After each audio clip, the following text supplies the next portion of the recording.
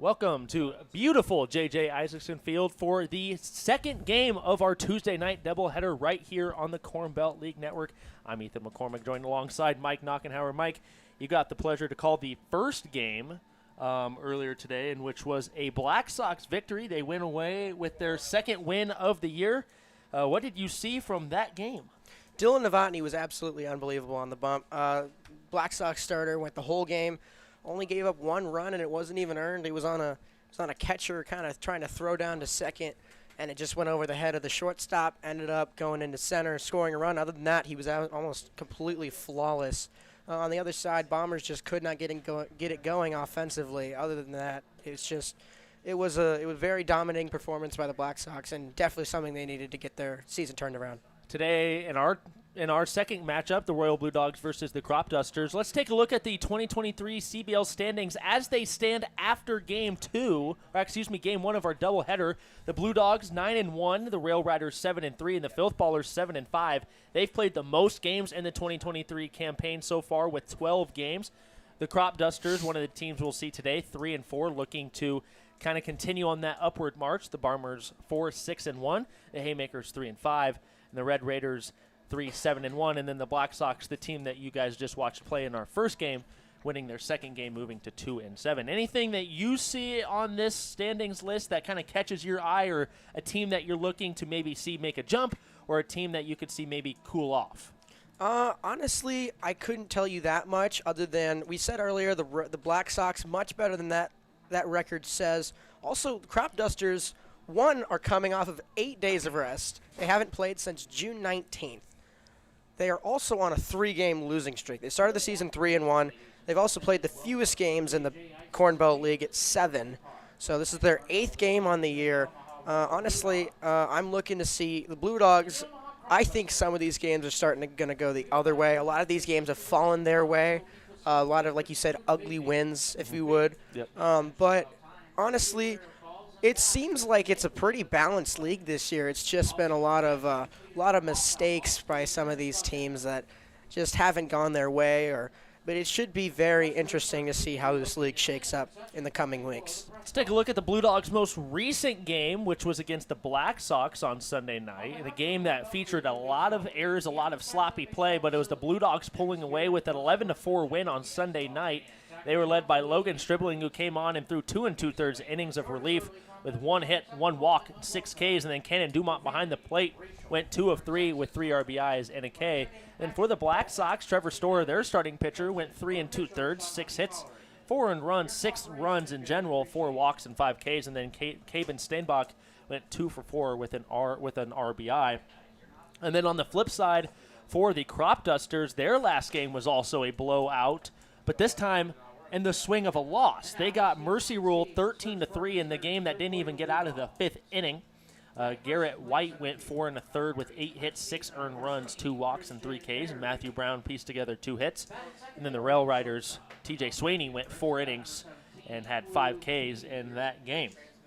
Yeah, Garrett White, as you can see there, he gave up 6 earned, but he was able to get them to the 5th inning, and then their bullpen was unable to get him out of the 5th inning, and the Rail Riders just ended up taking that one with a 9 spot in the 5th. So Crop Dusters now haven't played since last Monday. We're now here on Tuesday the 27th.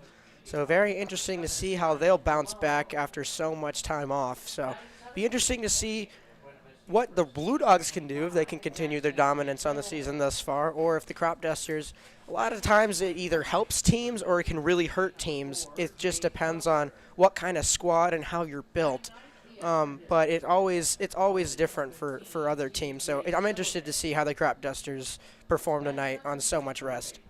Speaking of which, for the Crop Dusters out on the mound today is Aiden Johnson. Aiden Johnson, in 11 innings of work, has given up 1 earned run, 14 strikeouts to a 6-walk ratio, a 1.18 whip with a 179 opponent's batting average, and an ERA that's currently sitting below 1 at 0.64. That would put him number 1 on the team within the inning pitch requirement, which would be about 10 innings pitched. Minimum in terms of leading the league in ERA here for the Crop Dusters. Quick little run through the lineup for the Blue Dogs. Leading off today for the Blue Dogs and playing center field, Christian Berry batting in the 2-hole spot, number 17, and playing the shortstop. Luke Bees playing second base, batting third, number 14, Will Johnson. Batting in the 4-hole position, playing left field, number 1, Samuel Peterson. That'll round out the first 4 hitters today that you will see for the Blue Dogs. And we're about underway here between the Omaha Crop Dusters and your Omaha Royal Blue Dogs. And we will see Christian Berry lead things off here for the Blue Dogs, the Blue Dogs here in the top of the first. Little righty on lefty matchup to get things cooking here in the top of the first. The pitch in there for strike one. Nice little rhythm for Aiden Johnson to get things started here for the Crop Dusters. Yeah, if you're Aiden Johnson, you just want to find your rhythm early, figure out what's working, what's not, and just keep firing and keep doing what you can. As ball one is missed a little bit outside, knotting the count up at 1-1. Berry gets ready to receive the 1-1 pitch. It's going to miss down and away, pushing Christian Berry ahead in the count to 2-1. Beautiful night here at the ballpark right here in Omaha, Nebraska. This College World Series just wrapped up, but Corn Belt League baseball will last all summer as ball 3 is down and at the knees, and we'll make it a 3-1 count here early.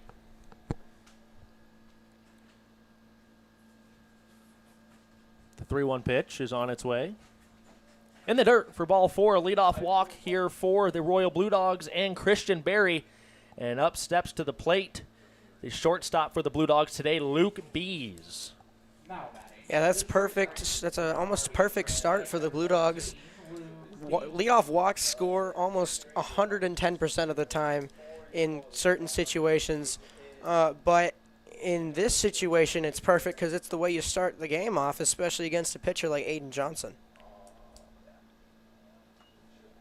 As the first pitch is swinging for strike one.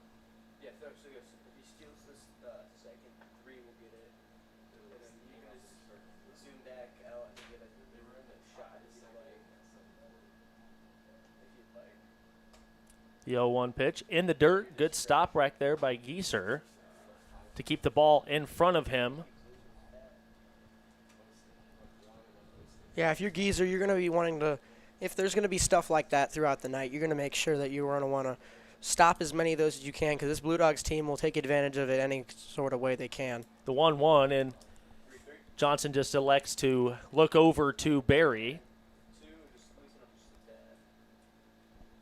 Berry has 2 stolen bases, but has been caught stealing twice so far in the 2023 season.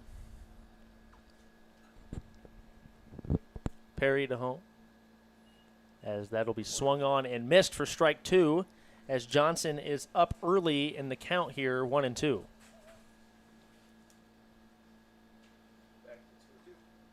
Johnson working to his own rhythm here early. Comes set for the 1-2. The delivery, swung on and missed for strike 3. The first strikeout of the ball game for Aiden Johnson is a forward-facing K, and 1 out for the Crop Dusters in the top of the first. That was an absolutely beautiful pitch there from Aiden Johnson. Great bounce back from that leadoff walk, but just gets Bees to swing over that one and finds himself with his first out of the evening. Will Johnson steps up to the plate, and Berry is off and running, and he'll be in there. Nice jump for Christian Berry, and that's going to be his 3rd stolen base of the 2023 season. The call on the pitch was a ball, I believe. No, excuse me, it was a strike. Will Johnson gets ready for the 0-1. Skied high in between shortstop and left field. The left fielder comes running on and makes the catch over his head, as that was Strizek over Houselog. The communication was very key there, as Strizek had to come running in and caught it over Houselog's head for out number 2. Yeah, that's always, you always want to have communication if you're the fielders, because any time that a outfielder calls the ball, if you're an infielder, you're supposed to back off because the outfielders are making their way in, and it's a lot easier to make your way in than it is out. So obviously, left fielder there, calling off the shortstop and third baseman, and able to make the catch for the second out. As the Midland University product, Samuel Peterson steps up to the plate and takes ball one down and in. Barry leads off of second. 2 outs here in the top of the first. The nice breaking ball gets in there for strike one, and Johnson loses his hat. As Johnson has lost his hat a couple times on a couple of these pitches already. I feel like we see that a lot here in the Corn Belt League. A lot of these guys throw really hard and lose their hat a lot, especially with the wind here in Omaha. As Johnson gets jammed up inside, fouls that one straight back into the netting behind him. 1-2 will be the count here, and the payoff pitch from Aiden Johnson will be looming. You're Aiden Johnson getting out of the jam here. And I wouldn't know if you'd say a jam, but you do have a runner on scoring position, but to be key since you gave up that leadoff walk. As the 1-2 is down in the dirt, and Johnson, we got to keep a lost tracker for Aiden Johnson. It's been 4 times so far here in the top of the first. We'll see if that can get to double digits by the third inning. I bet you get there. We get there in the second. It'll be an interesting bet as the 2-2 pitch is on its way. Just missed outside for ball 3. Did not miss by much. That's just outside as Samuel Peterson is able to draw a full count here with Christian Berry still leading off of second. The lefty comes set. The payoff. Swung on and missed with the high heat. And Aiden Johnson strands one out there for the Blue Dogs. The Blue Dogs get no runs on no hits. One runner left on base as we go down to the bottom of the first, and the Crop Dusters look to start this game off hot.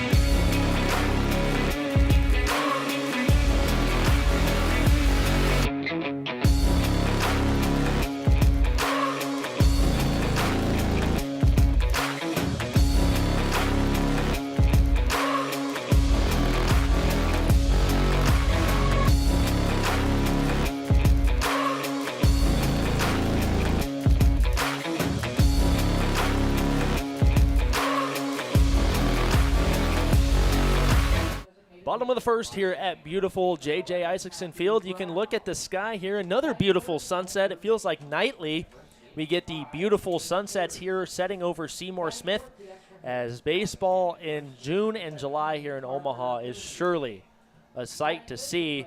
But as we go to the bottom of the second here, the Blue Dogs will toe the mound here, and we'll see Caden Barton come on for the start here. The 2.1 innings pitched so far. He's faced 23 batters, 6 walks, 5 strikeouts, 88 pitch count with a 5 whip, and he has allowed a 375 opponent's batting average with an 11.67 ERA.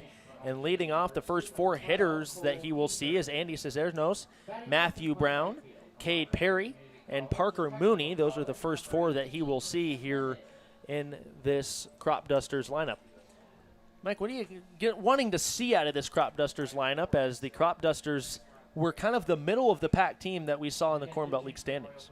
Yeah, as we saw the standings back just a few minutes ago, as we said, 3-game losing streak, so you're going to want to get off to a hot start early if you want to try and keep momentum going, because like I said, once again, you're coming off of 8 days of rest. That's a lot of time away from baseball. So you just want to try and find your groove again. I'm assuming since they haven't played that many games, they're going to be playing a lot of games coming up. So if they're able to find a groove here, it could be very scary for the teams that they have to face coming up in the next few weeks. 100%. as Barton ball one high. Andy Cisneros, the Golden West College native, a California product. This is such a cool college name. From Huntington Beach, California. The 1-0. Right in there, caught the inner half of the plate the outer half of the plate for strike number one, nodding the count up at 1-1. That's a beautiful 1-0 pitch, just painting the outside corner, trying to work your way back inside and get even in the count. As the 1-1 is missed high, pushing the count to 2-1. You saw the sky earlier. I can confidently tell you that the weather itself, the temperature, beautiful. It's really nice outside today. It's a beautiful Omaha day. There's a threat for some rain earlier, but that has since passed as the 2-1 is missed high for ball three. I don't know if you can really see it, but out in center there is there's an American flag that we usually try and use to gauge our wind, and that's been it was a little windier earlier in our first game, kind of going from right to left field, and it seemed to be affecting some of the foul balls. But here in this one, it's almost completely calm, so interesting to see how baseball will fly here later tonight. As Cisneros misses the 3-1, it'll be a full count here, and Barton looks to get a big out number one. Foul tipped, barely out, as Cisneros does a good job of staying alive, and we will do the full count here once again. Looks like that one caught the umpire in the mask, so not fun. Careful. Yeah, I umpire a little bit, so we got an ump ourselves up here. It's not fun getting hit in the face, but you can always sure. shake it off. Right. Rub some dirt on it as the full count pitch swung on and missed high as Caden Barton starts his outing off with a strikeout, as that high heat was able to bite Cisneros into the strikeout swinging. Beautiful pitch there to punch out Cisneros as Barton. That's a big first out, obviously. Starting things off strong is always good if you're a pitcher, so that's a great start for Barton. The first pitch to Matthew Brown, today's DH for the Crop Dusters, is just missed outside, making it 1-0.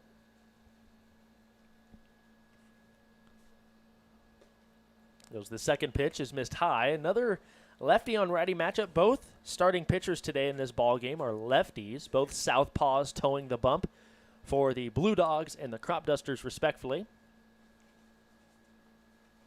Yeah, interesting to see the lefty-lefty matchup. Always seems to be a challenge for some righties, which obviously a lot of these lineups are righty-heavy here in the Corn Belt League. So interesting to see both managers going with southpaws to throw this afternoon, or evening at this point. Matthew Brown gets ready to receive the 2-1 pitch. Fouled straight back. That's going to be right over our head. Waiting for the thump. Thump. Right above our heads. As Matthew Brown fouled that one straight back right over and landed right on our heads. If there's no roof, we all expect Mike Knockenhauer to make a play on that ball. Well, we got to open our window first. Well, that one is above us. The window's right in front of you. Got to open this. No. As the 2-2 is on its way. Missed little outside and high for a full count, 3-2. Big pitch here early in this one. Barton trying to punch out his second guy in a row.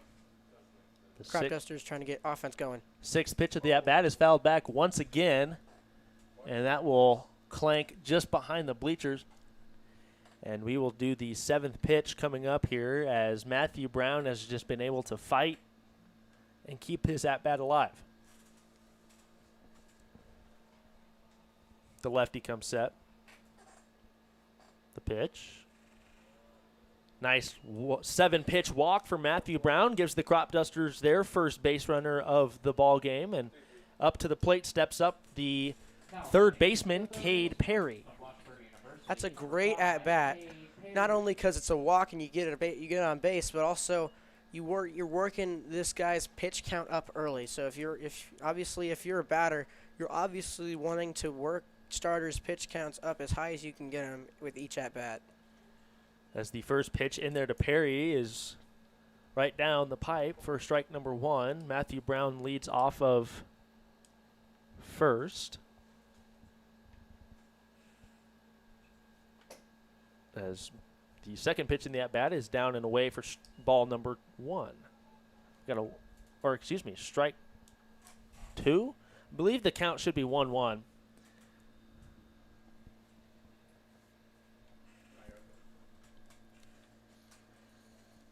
The 1-1 pitch fouled straight into the air. And Bees will camp underneath that one to get the second out of the inning. And up steps the extra hitter today, number 17, Parker Mooney. Parker Mooney from Augustana University. Augustana University is coming off of a trip to the Division II national tournament. They compete in the NSIC, the Northern Sun Intercollegiate Conference in Division II. And Parker Mooney was a big part of that team that made the trip. He is off the high curveball, and he'll be in there. Great jump by Matthew Brown. That'll be a stolen base. Matthew Brown, good jump, and he forced a bad throw from the catcher, so able to move up into scoring position. Mooney trying to work his way into trying to get something going and get this Crop Dusters team up early. As Brown leads off of second after the 2-out steal. Barton steps off and just looks back Brown for a quick moment. It's the first stolen base on the year from Matthew Brown. Ball 2 is in the dirt. Good job by Jackson Van Pelt on keeping that one close to him, so the runner cannot advance. We've seen some good catchers play. We've seen a lot of great stops by the catchers. They've been putting in the work back there. Absolutely.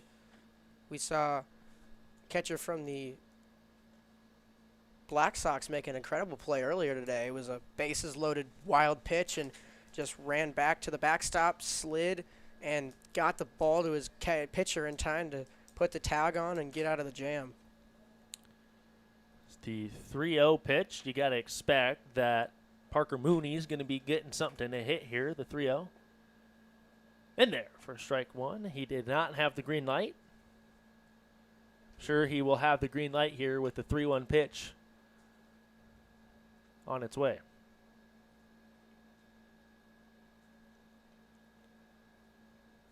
Barton the pitch. Matthew Brown is off, swung on, drive down the first base slide. Good stop by Butler. Will he be able to get up with it in time? He will not. And the play at the plate as Matthew Brown comes around to score the hit and run, works to succession for the Crop Dusters, and they jump out to a quick 1-0 lead on the RBI single by Parker Mooney. Yeah, Parker Mooney ripped that one down the first baseline just inside the bag. First baseman Butler over there was unable to corral it. And as you said, Brown taking off with the pitch allowed him to get round third and get all the way home, and Crop Dusters jump on top early. That's a kind of the ideal hit and run situation right there. You get the runner going, and then you get a ground ball that can get by. As we'll see Max Pfizer step up to the plate here. Max will be your first baseman today for the Crop Dusters.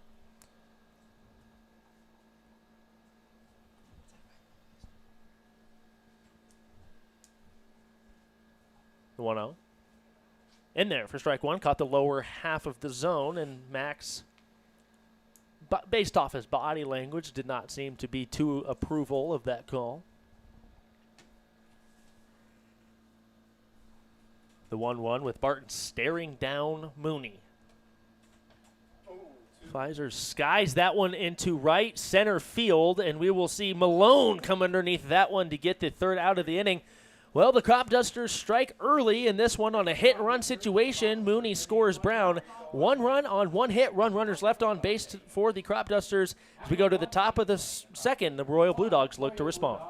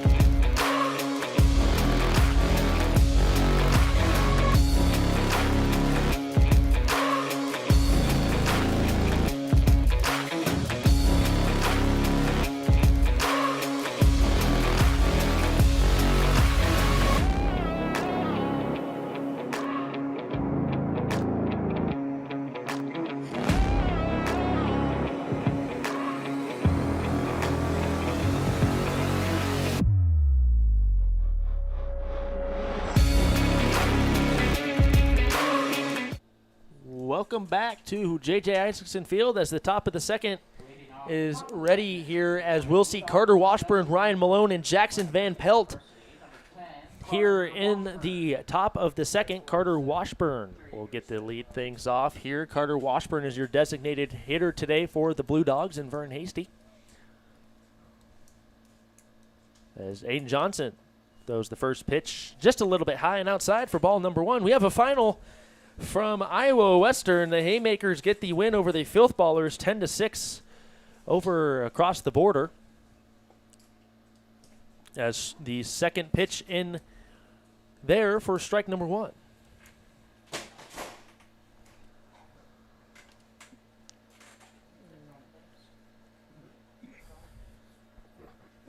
Ball two will be in the dirt. Good pick right behind the plate by Geezer.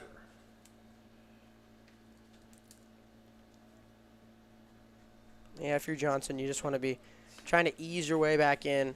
You can fall back on the fact that now you have some cushion with that run that your offense was able to bring across in the first inning. But obviously, one run's not most likely going to get it done. So, got to keep bringing your best stuff if you're Johnson.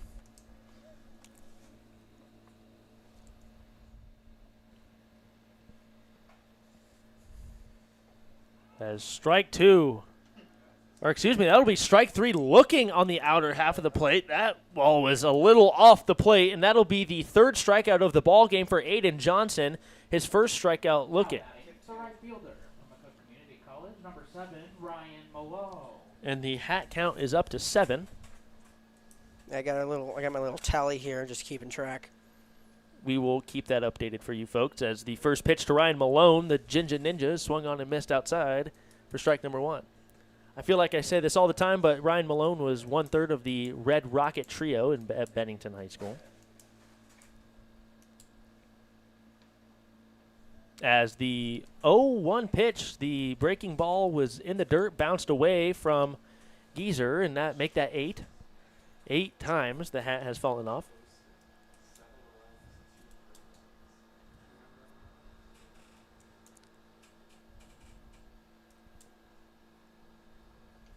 As strike two is in the dirt. This strike zone, I don't like making comments on the umpires, but this strike zone has been a little wide to start the game, to say the least. Seems like it. Obviously, definitely a bigger zone than we're used to, but gonna have to adjust if you're the pitcher and if you're the offense as well.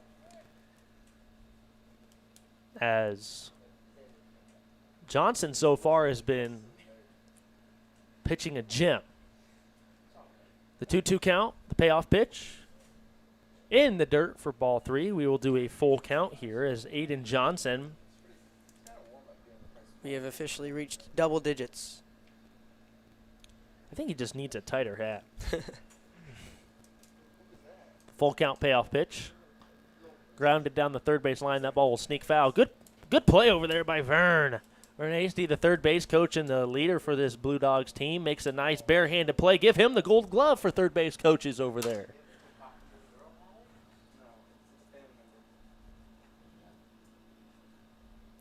The full count pitch from the lefty.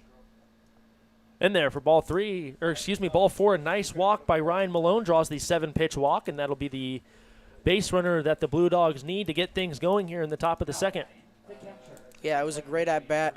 Worked the count full and then was able to fight off until Johnson with a mishap and just couldn't find the zone. And Blue Dogs have a man on with 1 out. The catcher steps up to the plate from Buena Vista, Jackson Van Pelt. Malone leads off of first, and the breaking ball outside gets in there for strike 1. A lefty-on-lefty matchup here with Jackson Van Pelt towing the left-handed batter's box and Aiden Johnson towing the rubber as the breaking ball is swung on and missed for strike 2. Back-to-back breaking balls, and the pitch hat is now up into double digits.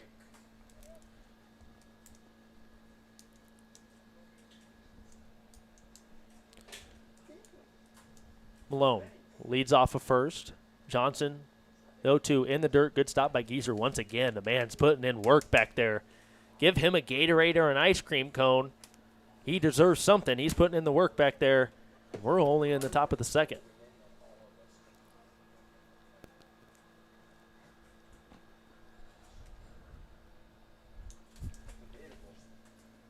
One, two.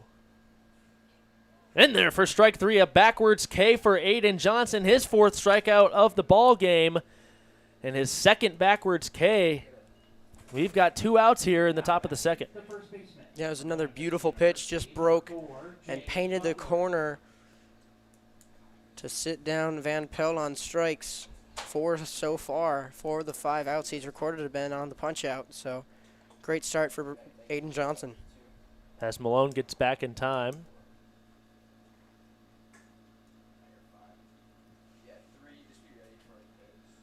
Barton has been great so far, to say the least. 4 strikeouts. Malone is off. The pickoff throws over to Brown. Brown not able to get a hold of it in time, or Pfizer, excuse me. And that'll be a stolen base for Malone, which could have been an easy pickle scenario, but Pfizer over here at first base had to kind of get the ball in his glove and make a clean throw over to House Log at short. Yeah, Pfizer just unable to get that ball out of his glove, and it allows Malone to move up to second. We'll do the first pitch. The ball will be blooped over to Pfizer, and Pfizer will get underneath that one. We will see no runs on no hits. 1 runner left on for the Blue Dogs in the top of the second. The Crop Dusters go to the bottom of the second, looking to add some insurance right here on the Corn Belt League Network.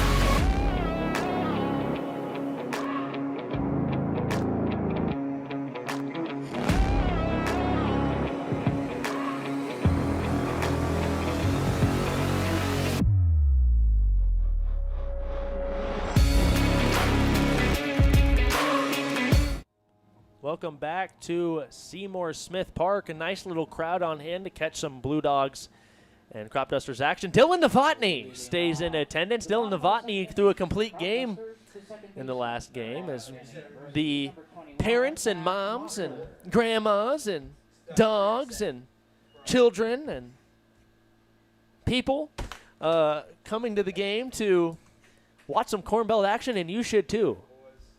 As Barton, first pitch inside.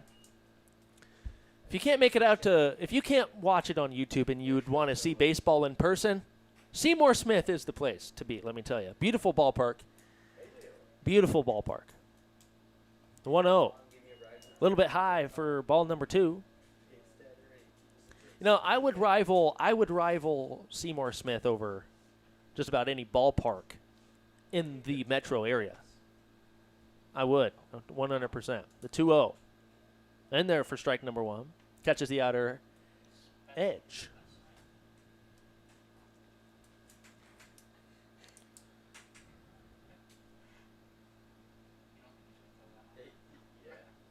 The 2-1 is grounded over to Luke Bees. Bees throws an absolute missile over across the diamond. Does he keep his foot on? He does not. Jake Butler not able to keep his foot on the bag.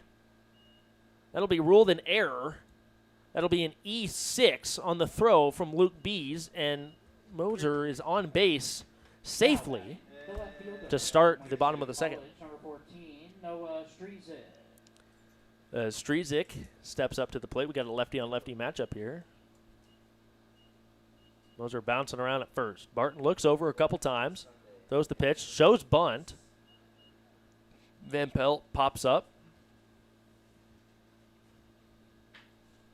Quick reminder, if you're not doing anything, on July 3rd, the Corn Belt League will host the Military War Dogs team on July 3rd at Seymour Smith Park at 7 p.m. As the pickoff attempt from Barton goes over the head of Butler, Moser will advance more than 90 feet. He's going to move up 180 feet. He goes from one end of the diamond to the other end of the diamond. And with a runner in scoring position here and no outs, Noah Strizik can break this game open here early.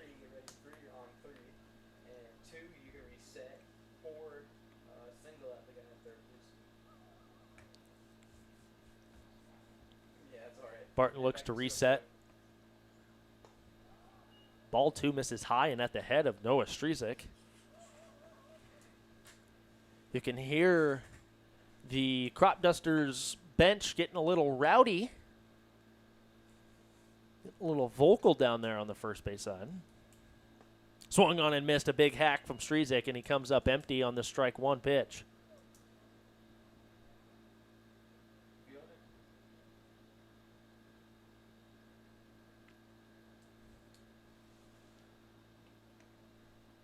The 2-1. Shows bunt, pulls back, gets by Jackson Van Pelt.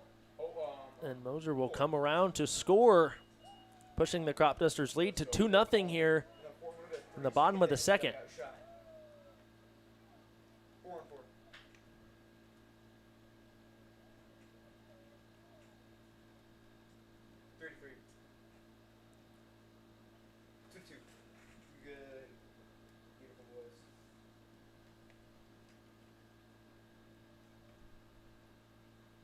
The 3-1 pitch here. Barton swung on and missed as Strizik wanted all of that ball.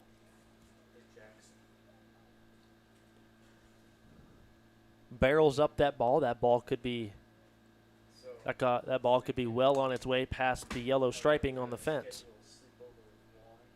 3-2. This is in the dirt, down and away. Noah Strizik draws a 7-pitch walk here. And the Crop Dusters get another base runner here in the bottom of the second. And there are still no outs. We're going to see a meeting of the minds out there as the infield and the head coach for the Blue Dogs, Vern Hasty, goes out. This is kind of unprecedented for the Blue Dogs as they've been able to get leads early, maintain them, pull away with wins. But this is one of the first times in a while that we've seen the Blue Dogs kind of fall down early.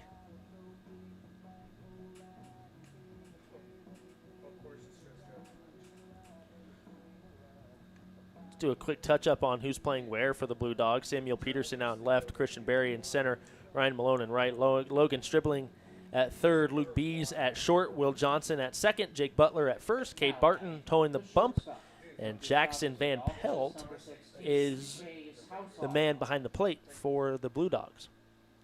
And the shortstop for the Crop Dusters, Chase Houselog from Gustavos Adolphus. Believe I said that correctly. Gustavus Adolphus, a Division III Swedish university in Minnesota.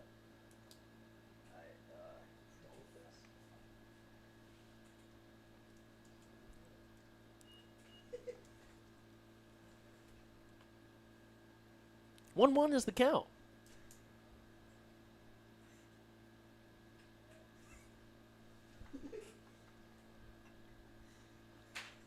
One's the count, with Strizik leading off of first, and a big hack from Chase Houselog,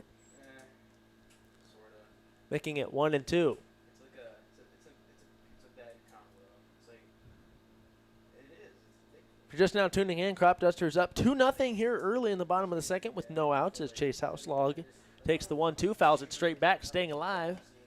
The ball had some exit velo behind it.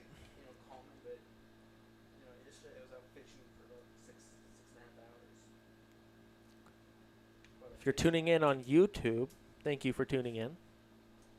You're here in the house. Thank you. You're probably not listening if you're here. Thought I'd shout you out anyway. The 1-2 swung on and missed by Chase Houselog. And Barton gets his second strikeout of the ball game. Now batting, the catcher from Augustana University, number 12, Cole Geezer. As Mr. Cole Geezer, the man behind the plate for the Crop Dusters.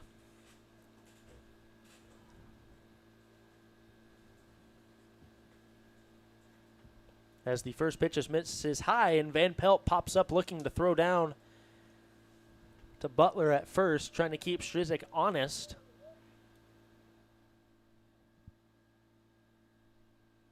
As the 1-0 in the dirt. Strizik thinks about it, but elects to go back to the bag.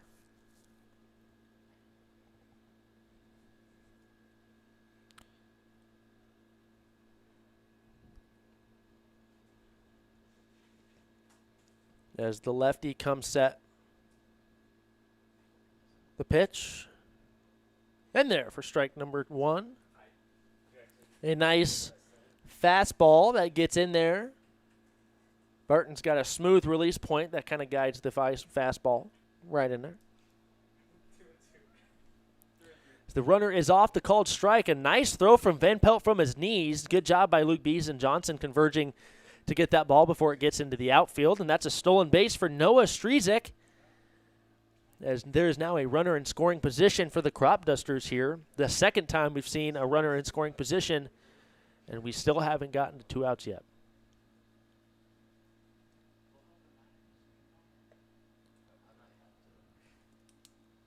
The 2-2 pitch. Strizik dancing over there at second. In there. Almost an elbow ringer.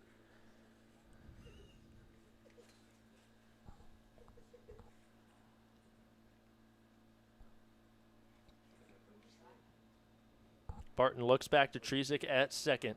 The payoff pitch home. Fouled straight back and out of play.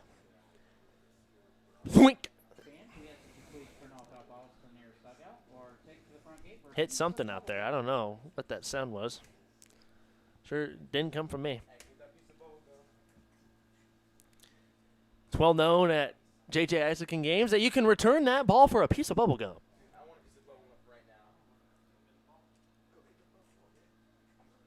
The full count pitch misses outside. Nice little walk for Cole Geezer, and that'll put runners at first and second here with 1 out. Here in the bottom of the second as Liam Minich. As we're seeing a little game plan situation here with Micah Blackman and his hitter is Now batting, the right fielder from Rochester and looking to get something going. College, number 18, Liam Minich. Another lefty toe in the box for the Crop Dusters. We got runners on first. Noah Strizik leads off a second. Cole Geezer leads off a first. And Minich strides into the plate and takes strike 1 inside.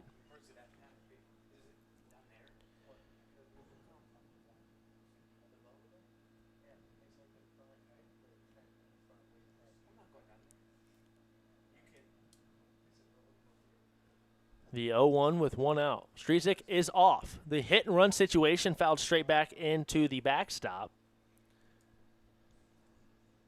Your attention, please. Now running at first base from Southeast Community College, number 2, Will Barrett. Have to apologize for a lack of communication. Will Barrett is now running in a pitch runner situation at first base.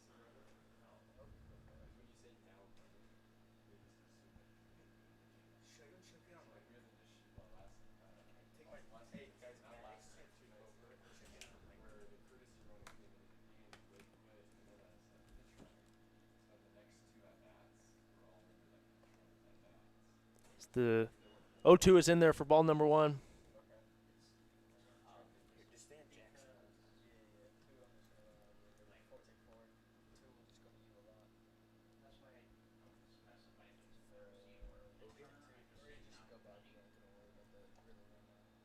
Both runners are off in a hit and run situation. The call is ball strike 3. My bad. The umpire didn't give a real direct call right there.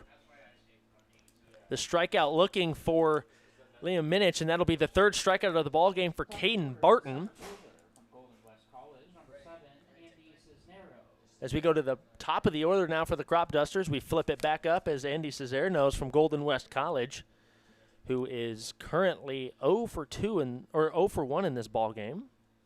Runners on second and third, and Cesare swings at the first pitch he sees. Struck out on a 7-pitch at bat in the the bottom of the first.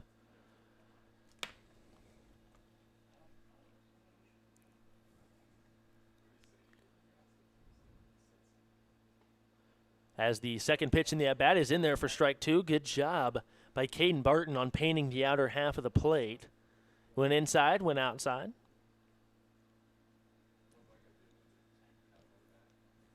We'll see what he does here on the payoff pitch as time is called by the home plate umpire.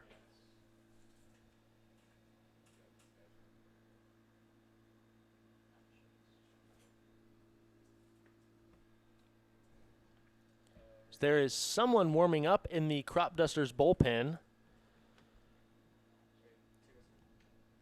That ball will be chopped over to third. Nice play over there by Logan Stribling. They get out of the inning with 1 run added on for the Crop Dusters. 1 run on no hits. 2 runners left on for the Crop Dusters in the bottom of the second. We go to the top of the third, and the Royal Blue Dogs look to tack one on the board here on the Corn Belt League Network.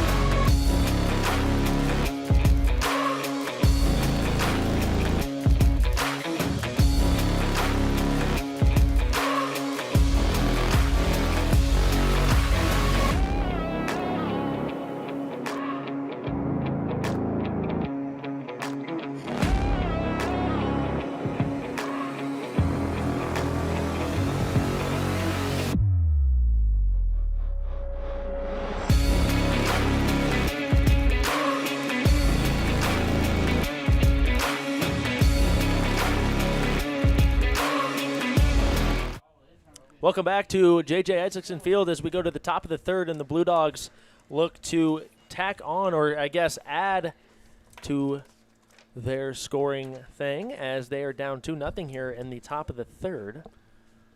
As we will see Silliman lead things off. TJ Silliman is going to be playing out in the field today. He'll be the extra hitter, so we'll see Silliman, Stribling, and Barry as the first pitch of the at-bat was inside for ball 1. Now, the way the Blue Dogs are currently pitching right now, we saw them last game against the Black Sox. They went ahead and went back to Logan Stribling. Most notably, he is not allowed to run all year, which is very impressive up to this point. I don't expect him to come back in. However, if things get a little out of reach, don't be surprised if Stribling comes in.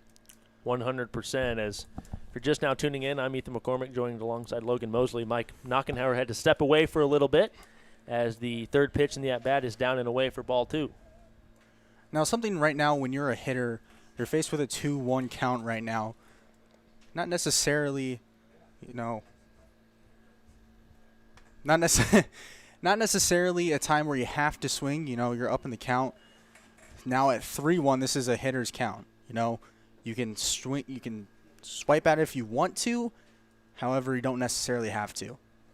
The 3-1 pitch just catches the outer half of the plate, and we'll do a full count here as TJ Silliman is worked a full count here. The 6th pitch of the at-bat could prove to be a big one. Ball is roped down the left field line. That ball will drop in play for a fair ball, and Silliman rounds first. He's thinking two, and he'll coast into second with a no-out leadoff stand-up double. That's exactly what the Royal Blue Dogs needed to get this top of the third rolling. It's their first hit of the day as well, and a crucial time at that. We've already got 2 errors on the night, so you got to get back on the offensive end. You got to push forward. That's a great way to start. As we'll see Silliman take off some of the gear, and we will see the third baseman, Logan Stribling, who is a great pitcher, went 2 2/3, 6 innings, 1 walk, or 6 strikeouts, 1 walk, in their 11-4 win against the Black Sox on Sunday. But he will step into the batter's box to take an at-bat in this game. We saw him hit a little bit as well in that Black Sox game. I believe he had 1 hit, able to get on base. So really a dual-threat player on both the offensive and defensive end. As he swings and misses at strike 1. As the count of how many times Aiden Johnson has lost his hat is up to 15 now. As ball 1 is missed high. Make it 16. Make it 16. Good Lord. Either someone needs to get a haircut or a bigger hat. One of the two. I'd say a smaller hat. I think the bigger, the more it'll fall off. Well, yeah, but, you know, with how much you're throwing at, you might need a That's little bit of true. bigger hat so you're able to sway a bit. As the 1-1 pitch is skied into left field, that ball will drop for a base hit, and we will see Logan Stribling second. I'm sorry. And we will see the first run of the ball game.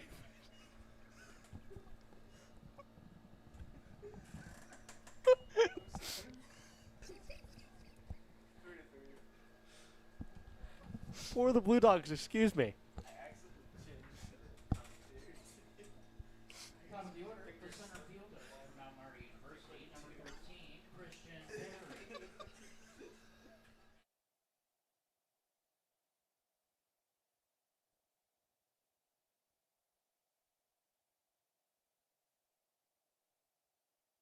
I'm sorry.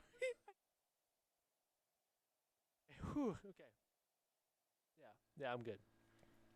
As Christian Berry will flip to the back at the top of the order, and Christian Berry steps up to the plate after the no-out RBI double brings in TJ Silliman. Nice little rope down the third base line. Excuse me for losing myself for a moment there. As the 1-0 is in there for strike 1. A nice little curveball Aiden Johnson has cooking here that he's been able to deliver on these hitters. You know, Christian Berry, the top of the order, we saw him, you know, get to second that first time around. If he gets to second again, he's going to drive in a run, which would be huge right now. Would tie the game up at 2 apiece. As that ball runs in and gets him. And that's got to sting if you're if you're a Christian Berry. We'll see TJ Silliman. Oh, TJ Silliman just scored, and he's actually towing the bump in the bullpen over there. So a little do it or all. The shortstop from Mount Marty University. Very active bullpen right now for the Royal Blue Dogs.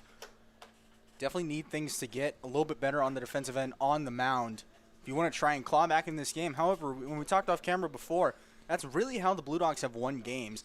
Isn't been on the offensive end necessarily, but more on the defensive end. So if they're able to claw back into this one, get things going on the mound, then they should be fine.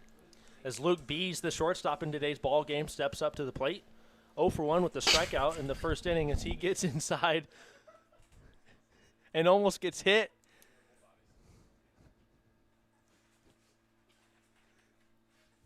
But that ball will actually be ruled a strike. I'm not sure if they saw him break the plane, but we'll see the corner infield play in, and the 2 mid infielders will play a double play type of depth. You know, you got 1 out right now, or no outs, excuse me. Definitely want to try and go for that double play if you get the chance. However, you know, don't force it, because if you try and force the double play, then you could see a runner advance to third or home. Want to go back to your comment about how the Blue Dogs have been able to kind of, I guess, find a will and a way to win. That could be something that we're seeing cooking up right here is the Blue Dogs kind of clawing back and trying to find a will and a way to get a win. As a swing and a miss by Bees. It's a little late, and it'll be a 1-2 count here for Aiden Johnson. Still no outs. no outs is huge right now as well. You're down by 1. You got your run across. You know, the offense starting to get back into the midst of things. You're sitting pretty even though you're at a 1-2 count. 1-2 count to Bees, and that'll be fouled off. It'll hit him in the batter's box. That'll be a dead ball. As Johnson's hat marker is up to, I believe it should be at 20 now. That is, wow. And, you know, you can't just say, oh, get me a new Crop Dusters hat, because players, they get to play with their college hat. That is probably the coolest part of the Corn Belt, in my opinion. You know, you have the extra hitter, which allows players to get more opportunities in the box, but having that Pro Bowl type style, you know, being able to play with your jersey, representing your team, that is probably one of the coolest things that you can do in a summer league. 100% agree, as that pitch was fouled back, and 21 times he's lost his hat on that pitch. Stribling leads off a second. Christian Berry leads off a first. Here, be interesting to see what the pitch count to hat fall off ratio will be at the end of the day. That'll be something that we will have to keep a tally on here, as the 1-2 is missed outside in the dirt for ball 2. Aiden Johnson's looking to really get himself out of a jam, as the Blue Dogs have gotten their first 2 hits this inning as well as their first run on back-to-back doubles. This has been a long fight here between these two. As that one goes ball, make it a full 3-2 count now. This is one heck of a fight that's being put up right now by Bees. This has been a very long inning, I would have to agree. We are sitting at 10 minutes right now for the inning, just the top half of the third, as the full count pitch, runners on first and second, no outs. The full count pitch skied high as Gieser comes out. Johnson comes out, and he will get to it, and there's no one covering third, but there will be no advancement. Infield fly was the call. That's the first out, the big first out for the Crop Dusters. Huge, yeah. The top of the third.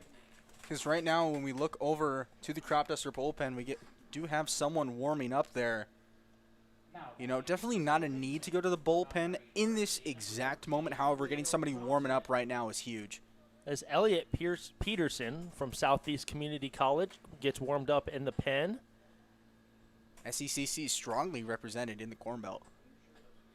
Southeastern Community College, Wayne State, very well represented. Augustana is always very well represented in the Corn Belt as well. California also a big competitor in this season as well. A lot of California products. As the 1-2, or excuse me, the 1-0 fouled back and out of play. That ball will reach the gate. And it'll be a 1-1 count here as we continue to chug along here in the top of the third. Beautiful night at the ballpark. It really is. I was out there for a little bit, you know, I was getting film, seeing what was around, really get to see how the bullpen, or excuse me, not the bullpens, the dugouts are interacting with each other. They're chirping back and forth. You know, this is a great atmosphere. Fans, a little bit less compared to our first game, but that's kind of what you expect in a doubleheader like that. More fans in the first compared to the second.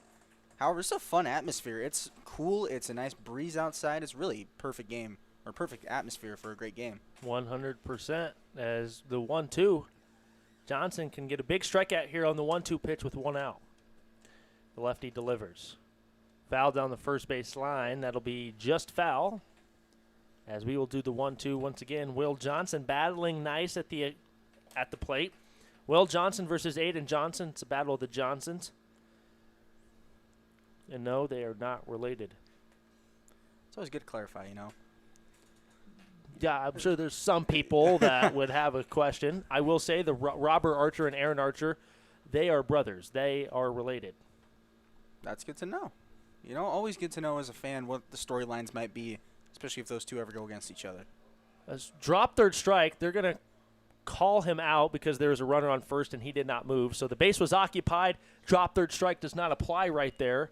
And that'll be a big that'll be the big second out for the Crop Dusters in the top of the third. Excuse me, I was fumbling over my words there. No, that, like you said, that is huge. Not only for, you know, Peterson, he gets a little bit more time to warm up, but also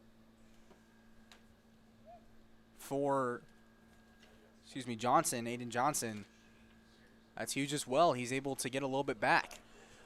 This might be our opportunity. It stays As the- inside the park. For a moment there, that ball was fouled straight back, and it looked like it was coming straight for the glass over here at the press box. But The day that ball does come our way, and you do get a chance to make that catch, it's gonna be the greatest day of my life. it will be. It will go down in history. Throw it back to the Yankees commentator getting hit. That's gonna Catches be a ball or didn't he? Yeah, he just got hit in hit. the Yeah, face, yeah. That's brutal. I think it was actually the Red Sox. I think it was. It was the Red wa- Sox. I think it series. was against the Yankees though. As Johnson looks over to Barry, runners at the corners, Stribling on third, Barry on first. And Samuel Peterson steps up to the plate here for the Blue Dogs. He's got an 0-1 count. Peterson. The runner goes to second. It's kind of interesting. We didn't see Stribling go home on that play. Usually it's a throw down to second, and the third base runner will run down. But nonetheless, back to what I was going to touch on a little earlier. Samuel Peterson struck out in his first at bat in the top of the first. He is 0 for 1. I like how you pointed out there. Stribling could have gone down to try and get a run across. That would be a very aggressive play to tie it up at 2 apiece. However, maybe a little miscommunication, not being on the same page. This is only their 11th game as a team. You know, I believe it's 2 weeks to get together. I mean, everybody, that team chemistry isn't going to be there right now, but in the postseason, It should definitely be see Stribling going for home in that situation. as the 2-1 here. It's the Southpaw versus Southpaw matchup. Johnson catches the inside part of the plate in there for strike 2. Runners on second and third here. Barry on second, Stribling on third. We've got 2 outs as Johnson toes the slab. 2 balls, 2 strikes. The pitch. Gets really in there, and they're going to say that nipped him a little bit. And Samuel Peterson draws the hit by pitch in a clutch 2-ball, 2-strike situation. Now bases are loaded here for Carter Washburn here in the top of the third. I mean, this would be huge here. Always expect to try and swing for the fences, but I mean, center field's 410. That's near Charles Schwab level, you know. Money goes to the left. Whoever's holding it by the end of him getting out gets the $20. Got it? Don't talk about that on the air. So we'll have to see, you know, if it plops right into the center or, you know, mid-center field there. I mean, there's a chance that might bring in two potentially 3 runs, depending on how fast Peterson is. As Washburn fouls the first ball right behind him. 0-1. Bases are loaded. This would be big for the Blue Dogs here in the top of the third. This could be the opportunity. Just get 1. That's all you need. Find something. You know, foul lines have been there. Ball 1 is in the dirt. Good stop back there by Cole Geezer. He's been a man on a mission behind the plate. He's been stopping everything coming in front of him. He's been really clutch for Johnson back there behind the plate.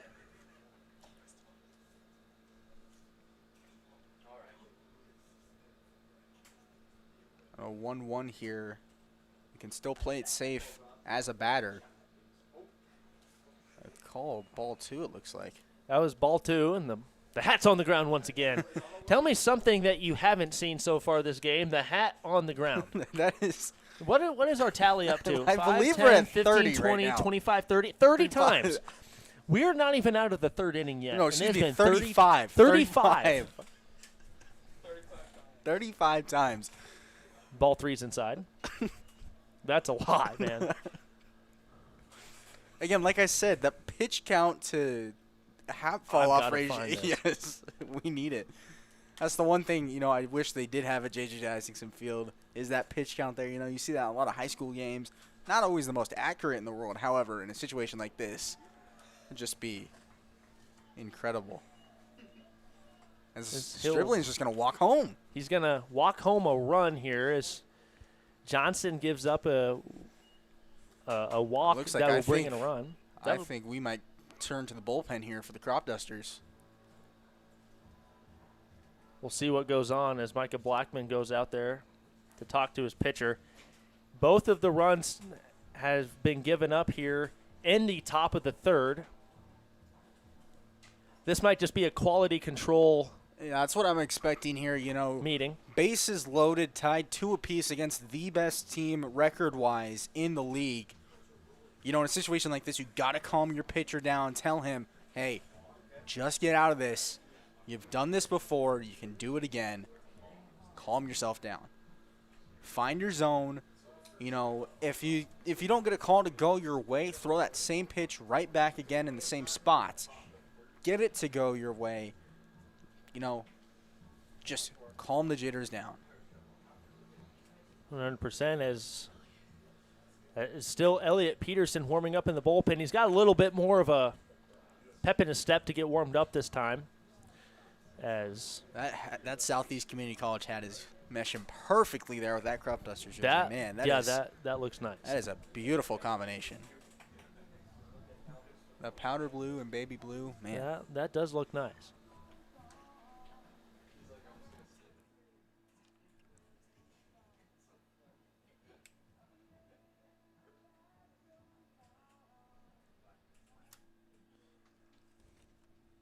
Now batting, the right fielder from McCook Community College. We're seeing 7, Ryan Malone. as the McCook Community College right fielder steps up to the plate. Ryan Malone can really break this game open with 2 outs here. Again, anything that just dinks, anything open is going to make it big play. That ball will be blooped up to Max Pfizer, and he'll pull that one in for the 3rd out of the inning. 2 runs on 2 hits, 3 runners left on base here in the top of the 3rd. Crop Dusters go down looking to right the ship right here on the CBLN.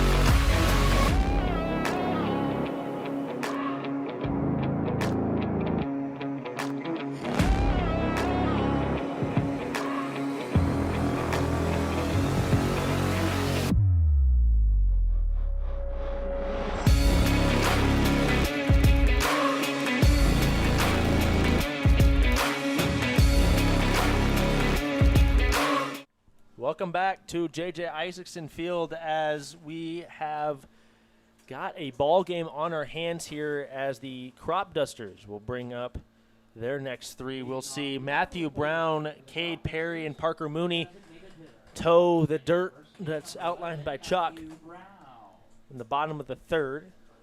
It'll be 2, 3, 4 due up here for the Crop Dusters, the heart of the lineup. This is a make-or-break moment right now for the Blue Dogs. If you're able to get it, get your first out, calm things down, keep this game interlocked at 2 apiece, you're setting yourself up good from what was a really rough first 2 innings.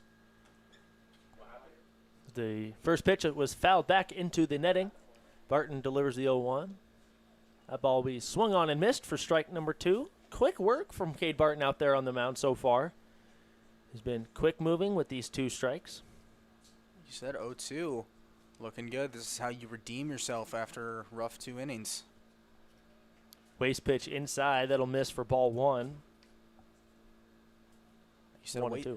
Like you said, a waste pitch there. You're able to recalibrate your arm to get into that zone. Depending on how things were on those first 2 pitches, we don't have the greatest viewpoint of being back here, but still helps, and that's huge. Strikeout. Cade Barton gets the backwards K on Matthew Brown. That's a huge first out for the Blue Dogs here in the bottom of the third. And then steps up Cade Perry. Cade Perry steps up to the plate here for the Crop Dusters. Cade Perry from Washburn University, an MIAA school. Washburn finished third in the MIAA. They finished behind Central Missouri and Central Oklahoma. Central Missouri ended up winning the MIAA. As Cade Perry flew out to the shortstop in his last at bat in the the bottom of the third. The 1-0 is down low for ball 2. A 2-0 count now. You've already got your first out, so, you're not too terribly worried. I mean, you're not terribly worried at all right now. Tied 2 apiece. You've only let up 1 hit. So as a pitcher, you got to feel good. The third pitch in the at-bat, Mitch is high, so Perry's up early. 3 pitches, and he hasn't seen a strike yet. He's up 3-0. And if Perry can draw a walk here, it'll be pretty big for the Crop Dusters with Parker Mooney coming up next. Ball 4 And he outside. Good at-bat by Cade Perry. Draws a 4-pitch walk. First base runner of the bottom of the third, and we'll see if the Crop Dusters can keep the momentum rolling with Parker Mooney. Great patience there by Perry inside the box. Took his time. Didn't swing at anything because he didn't need to. He knew if he played it smart, slowed the game down, he knew he was going to get to base. As Barton, ball 1 high. He's thrown 5 straight balls here.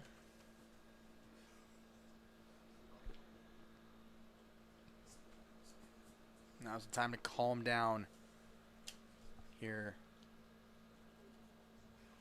for Carton. As Barton gets the inside half of the plate to go in his favor, 1-1. 1 ball, 1 strike, 1 out. Runner on first.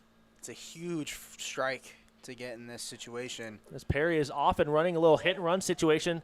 He's going to head it back, though. That'll be a double-up situation as the Blue Dogs get out of that inning on just 6 pitches after the miscommunication from Perry and Mooney on the hit-and-run situation.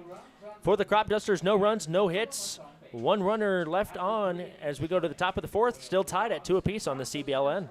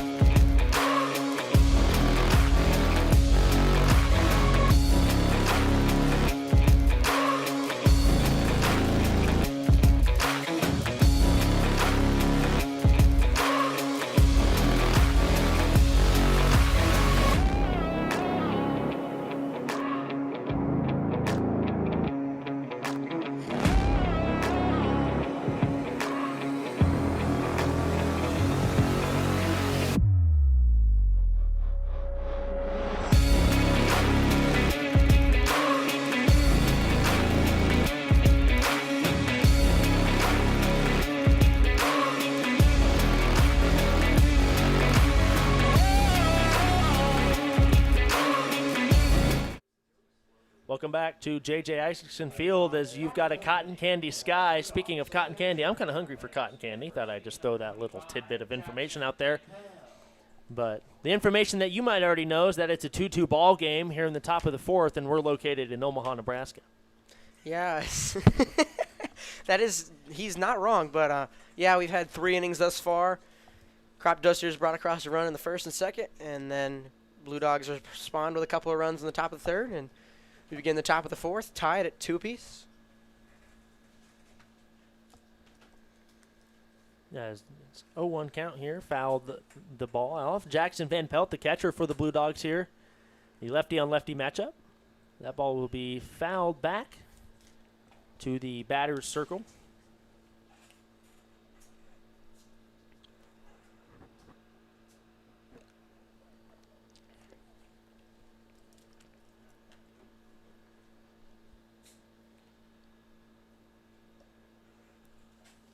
But will be ball one as the count is up to, if we can get Mike Knockenhauer. Welcome back, by the way, Mike. Thank you for coming back. This is the 1-2 pitch in the dirt.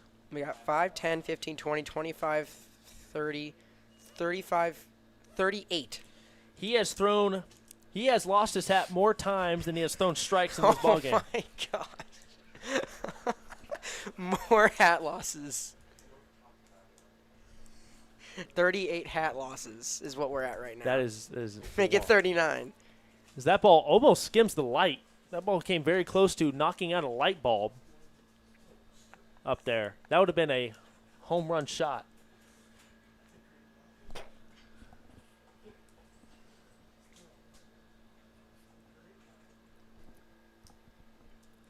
The 2-2. In the dirt. I feel like everyone in the press box is more intrigued with the actual. As a full count pitch here from Johnson. 5 strikeouts for Johnson here in this one. He's working with a full count here with no outs. The lefty throws outside for ball 3. Ball 3.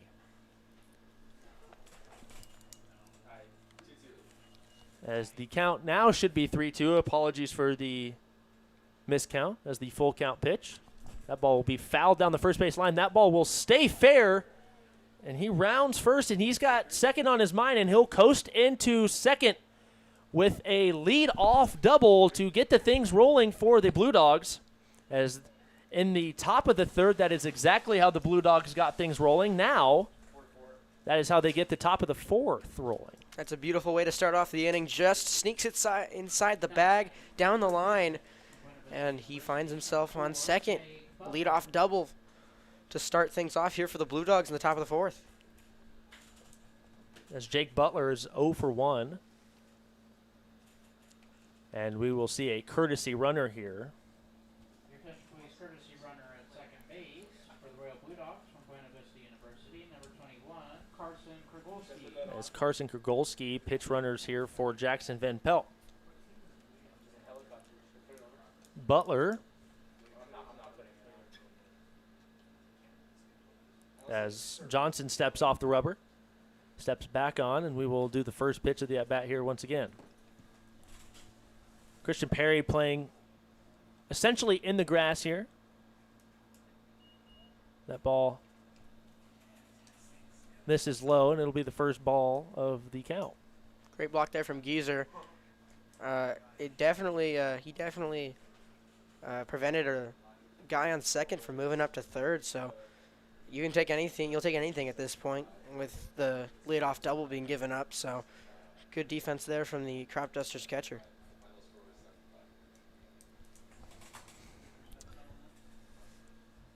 This is the 1-0 from Butler to Butler. This is the righty on lefty matchup. Van Pelt leads off a second. In there for ball 2. That ball was a little too far inside the plate.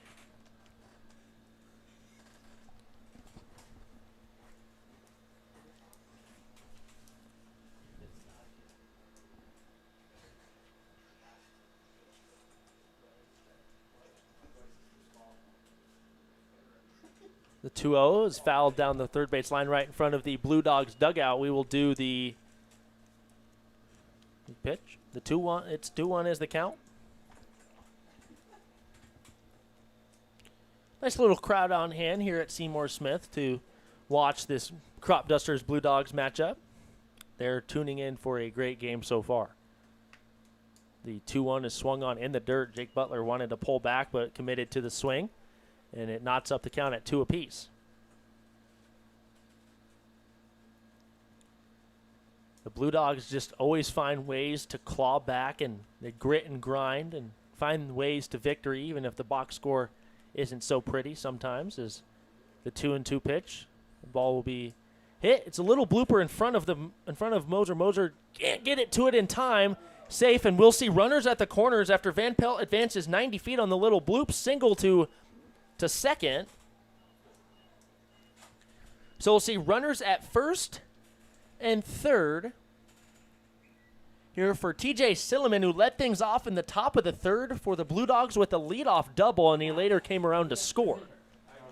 That's why coaches are always telling you to swing the bat, put the ball in play, and make the defense make plays, because stuff like that can happen. Just a little bit of a bad bounce, and Mosser over at second was unable to make the play. Obviously, it was going to be tough anyways, but Butler hustles it out, and runners on the corners with no outs. Strike one, catches the outside corner. Double play really necessarily isn't a bad thing in this situation. Yeah, you allow a run to score, but you get 2 outs. I mean, you do get the 2 outs. In this situation, you'll take it. With the leadoff double, it's always really hard to prevent that run from scoring. So if you can get 2 outs out of it, you'll take that at this point. As Silliman fouls that one straight over the press box, and we'll do an 0-2 pitch coming up right here.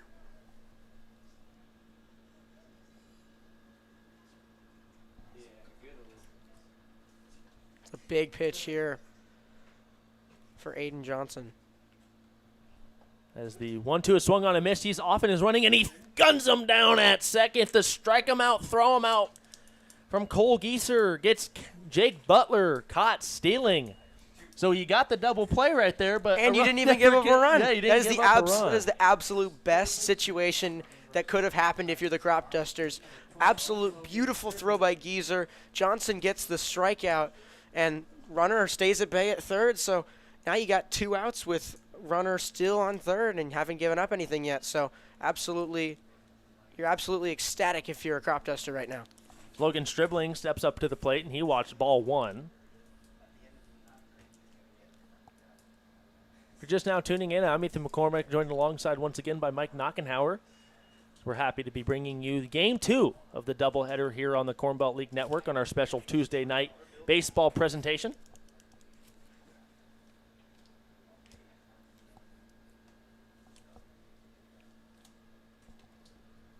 (2-0) down in the dirt for ball 3.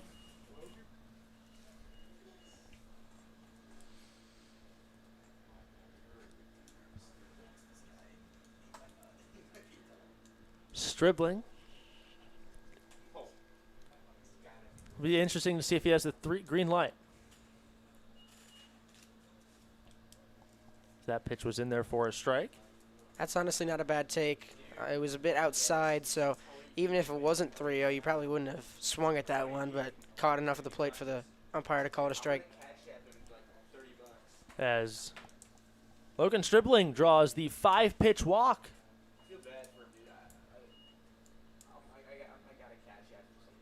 Top of the order, the center fielder. And we'll flip back to the top of the order. The center fielder, Christian Berry, steps up to the plate.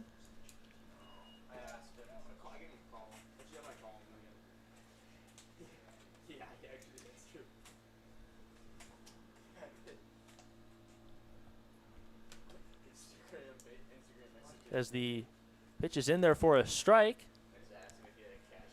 That'll be the first strike to Christian Perry.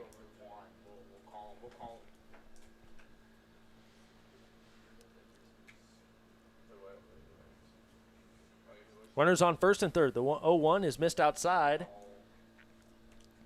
Van Pelt on third, Stribling on first. Berry can break this game open for the Blue Dogs.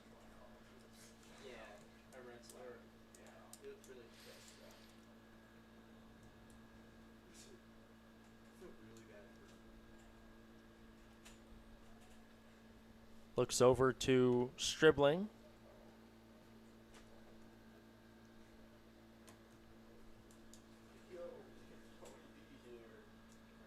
The southpaw delivers to the lefty hitter. And the dirt gets by him. That'll be enough for Jackson Van Pelt to come home and score. Score that one. A wild pitch for Johnson, and that'll be a quality run for the Blue Dogs as they take a 3-2 lead here in the top of the fourth. Yeah, Geezer just unfortunately couldn't corral that one. Just pops away from him, and Blue Dogs jump back on top. As Logan Stribling did advance 90 feet as well on the pass ball or on the wild pitch. The 2-1 in there for strike 2.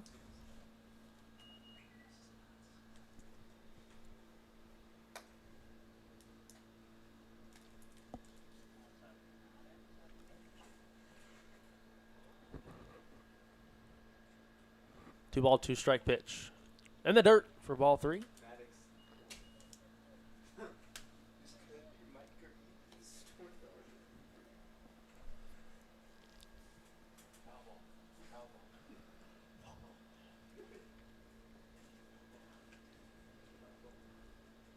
Full count.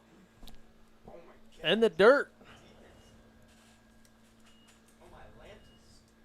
That'll be a quality 7-pitch walk.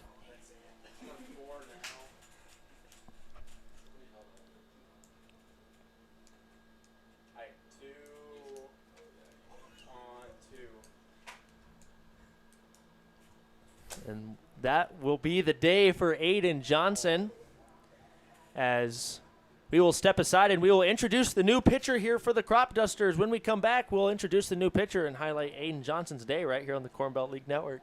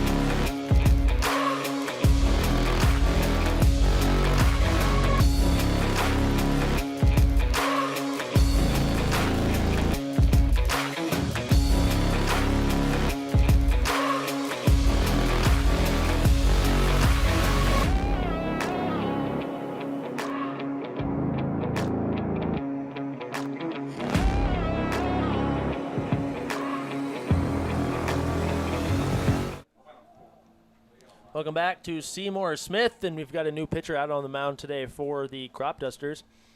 As Aiden Johnson's day is done, he went 3 2/3, 4 hits, 3 runs, 3 earned runs, 5 walks, and 6 strikeouts. As Elliot Peterson from Southeast Community College will step up and toe the slab. We go from a lefty pitcher in Johnson to a righty in Elliot Peterson. Elliot Peterson, I will say, on the roster is listed as a primary catcher, so it'll be interesting to see if he can come in and give some quality pitches here for the Crop Dusters. Looking at the stats, this is his first appearance on the year, so interesting to see what he can do. As the first pitch is in the dirt, that'll be a passed ball, and the runners will advance 93 feet as Geeser launches one down to second.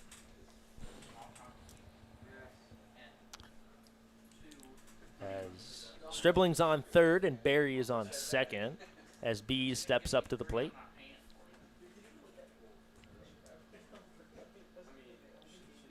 Bees grounds one, chops one over to Perry. Perry dicks it and is not able to do anything with it. It's a slow roller. Because that'll be ruled a base hit for Luke Bees. The second baseman from Mount Marty. And then a run does come across to score. And that pushes the Blue Dogs lead to 4-2.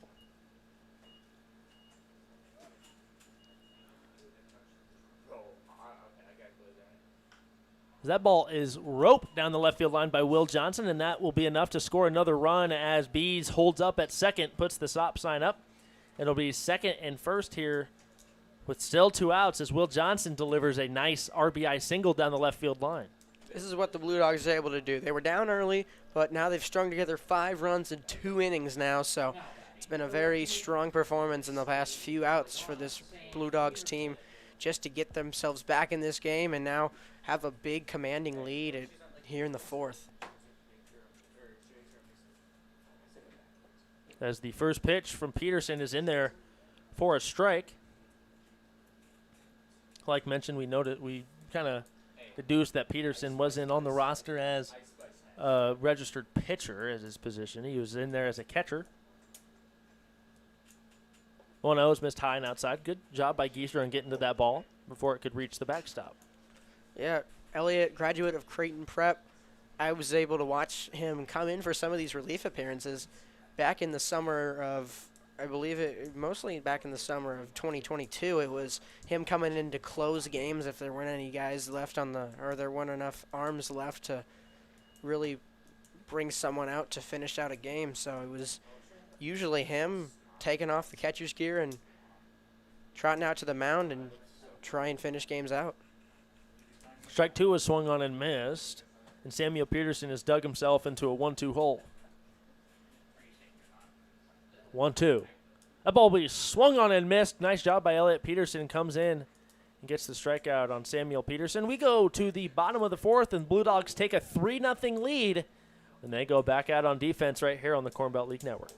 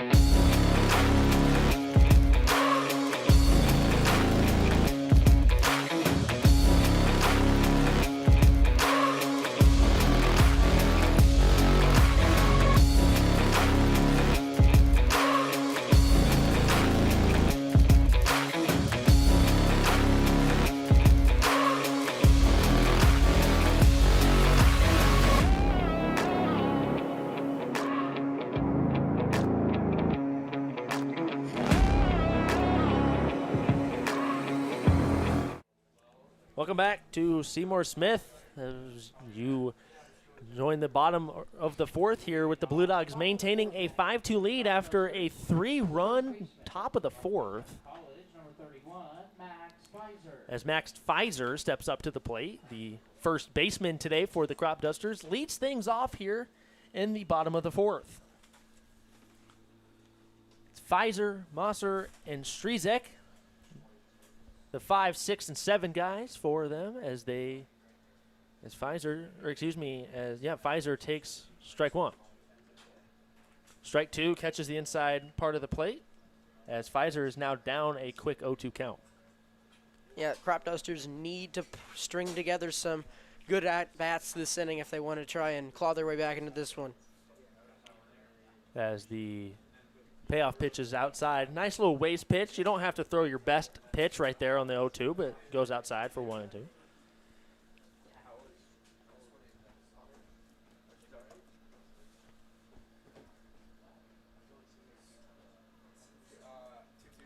That ball will be thrown on in time for out number 1. Nice play behind the plate by Jackson Van Pelt. And the Blue Dogs get a quick first out here in the bottom of the 4th. It's a good at-bat to start things off for Barton. Getting guys to chase is always a good sign, so getting a guy to chase something that low is an even better sign, as it's just thrown on down to first for the first out of the inning. As Max Mosser shows bunt but pulls back and takes ball 1 high.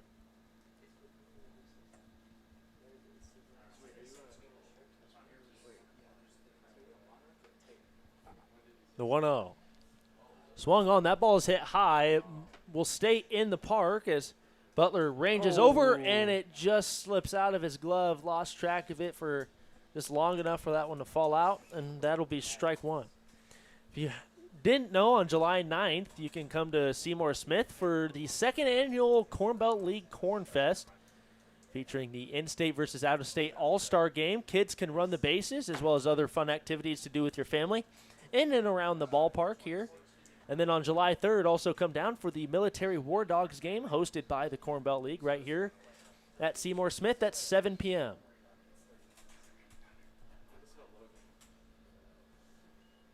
The All-Star game will be featured right here on our YouTube channel. It'll be your normal broadcasters doing the call, and the July 3rd game will be on News Channel Nebraska.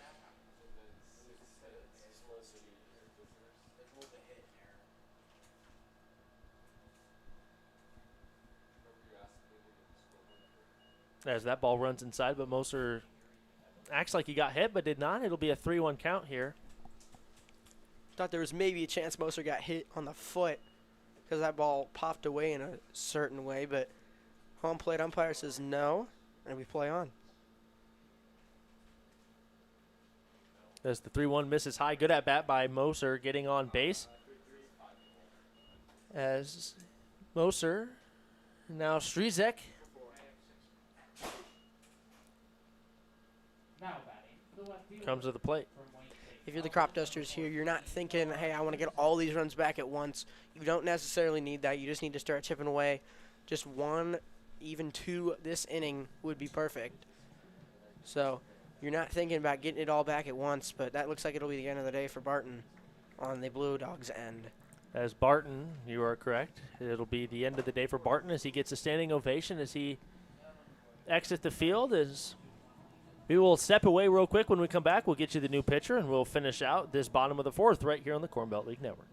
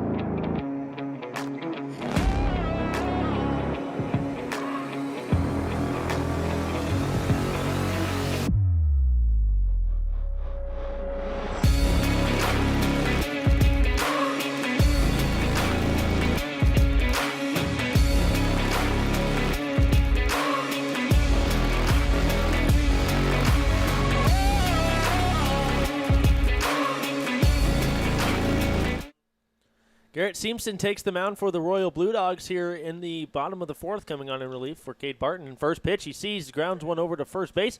Nice pick at second, and not in time for the double play. Almost a really nice 3-6-3 double play. But that'll just be a fielder's choice as Garrett Seamson comes in. First pitch, gets a ground ball that almost enforces a double play, but nonetheless there'll be two outs. Now batting the shortstop from Will Johnson over at second, I think, was trying to argue that base runner got in his way over there and interfered in his way of getting the double play. But I'll go down in the scorebook as a fielder's choice. And Strizek reaches first. 1-0 was the first pitch of the at-bat to Chase Houselog. The 1-0. As the 1-0 pitch gets behind him.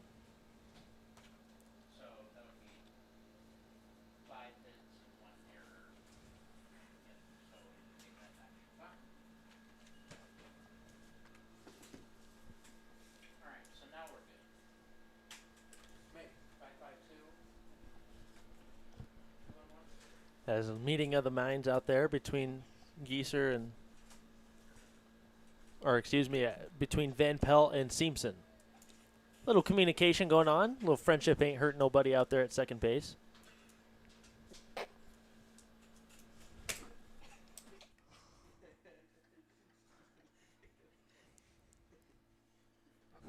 The 2-0 swung on a miss by Chase Houselog, and he falls down to a 2-1 count. It's a great pitch there from Simpson to get the batter to miss. So he's looking to get out of this inning and keep that at a 3-run lead. The 2-1 is fouled into the area of the bullpen. There's no one there in the bullpen. 2-2 count.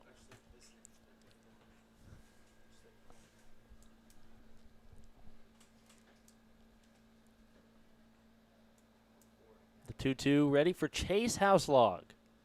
That ball will be swung on and missed as Simpson blows the gas right by Houselog, and the Blue Dogs strand 2 runners on base for the Crop Dusters. We go to the top of the 5th, and the Blue Dogs look to add on to their 5-2 lead.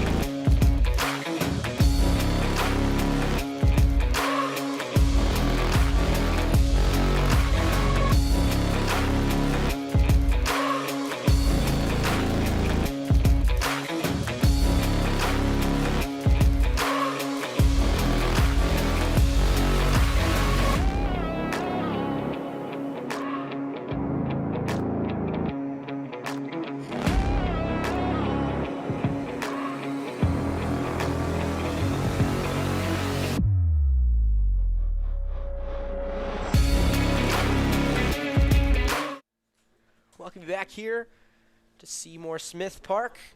We're through 4. Crop Dusters, as you can see on your screen, us here in the press box. Crop Dusters took a 2-0 lead, but Blue Dogs have responded with 2 in the 3rd and 3 in the 4th, and they take a 5-2 lead as Ethan McCormick brings you back. Well, hello, friends. The 0-1 is grounded out to short. Chase Houselog throws it in time. Gets him in the nick of time. Came back right in the nick of time. Mike is signaling safe up here. I thought he was safe. Mike, you're fired. Okay. I'm kidding. I'm sorry. I'm sorry. I'm kidding. sorry, guys. I'm completely kidding to everyone out there. He is I not pride fired. myself as a... I would never do it over the air. I would do it after the game. So, Mike, count your minutes. I'm kidding. I'm kidding. As Chase Houselog back-to-back pitches gets a ground ball, he'll be over there in time. As we've seen 2 pitches and we've seen 2 outs. Very fitting. Yeah, Very fitting. back-to-back ground outs to the shortstop. So, Will he go 3 for 3? ooh, be keeping himself busy over there, though. The world may never know. 25, Jackson Van Pelt. It's like how many licks does it take to get to the center of a Tootsie Pop? Have we ever figured out to answer that question? It's like 4,452,562.2 licks. The first pitch is inside for ball 1. That's a lot of licks. That's a lot of that's a lot of licks. 0.2 licks?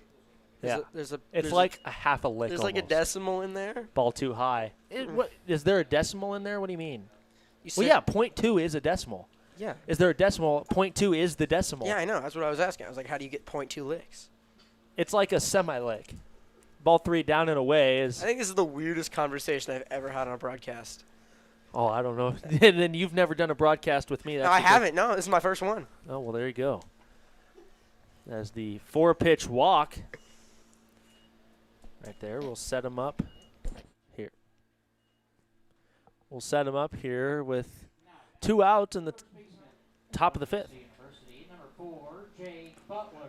Jake Butler, after the 4-pitch walk to Jackson Van Pelt, Jake Butler comes up to the plate here. Kind of check swings, but fouls that one over to the first base coach. Good form over there by Peyton Stockwell. Good glove-to-hand transition at the first base coach position. Give him a gold glove over there at the first base coach position. Did good. The 0-1 pitch from Elliot Peterson. In the dirt. Good job by Cole Geezer on getting in front of that one. That was the best thing that Geezer could have done in that situation because it was a very wild pitch, but he was able to get his entire body in front of it and keeps the runner at bay at first. Jake Butler looks ready to stare down a 1-1 pitch. The 1-1. In there for strike 3. As Jake Butler watches outside for strike 3. As the Blue Dogs get no runs on no hits. They leave one on here in the top of the 5th, and we go down to the bottom of the 5th, and the Crop Dusters look to climb back from a 5-2 deficit.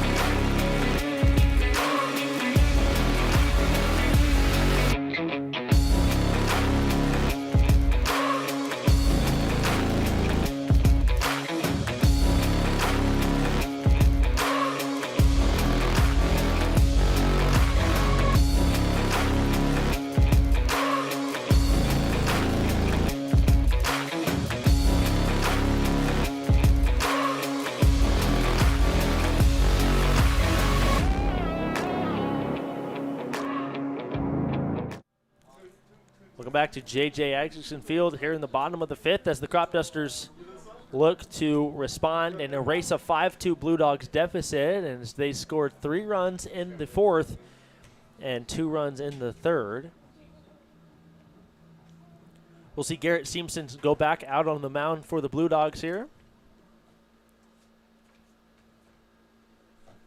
As it'll be Cole Geezer, Liam Minich, and Andy Cisneros doing the hitting today.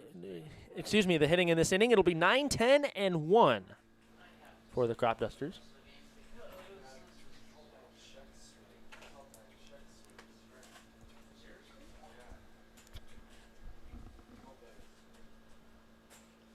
Ball 1 is inside to Cole Geezer.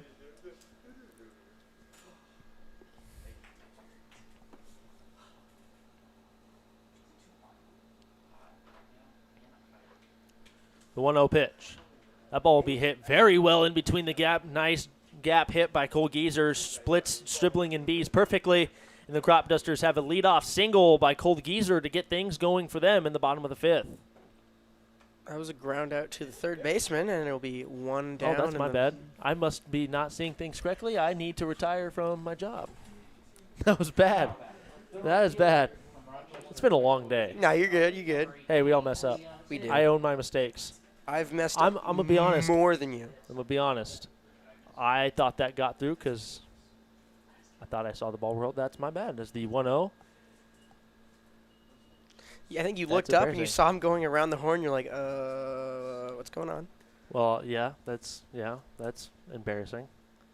The 1-0 is grounded over to third. That ball will get through for a single.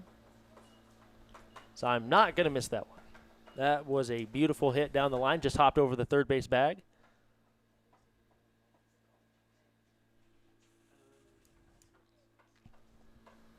I got to apologize once again for my mishap on the call. Not as bad as Carl Ravitch calling the Oral Roberts home run a walk-off when it was the top of the ninth. Fair enough. On national television. Yep.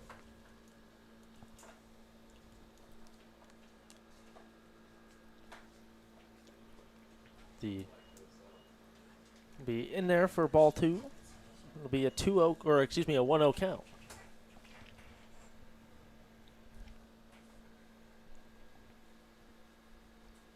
As we flip back to the top of the order, and Andy Cisneros swings and hacks at one for strike one. It'll be a tied count, 1-1. As Liam Minich leads off at first after the nice single down the third base line. Crop Dusters look to erase the 5-2 deficit that the Blue Dogs have put up on them in the third and fourth inning. What a beautiful breaking ball there.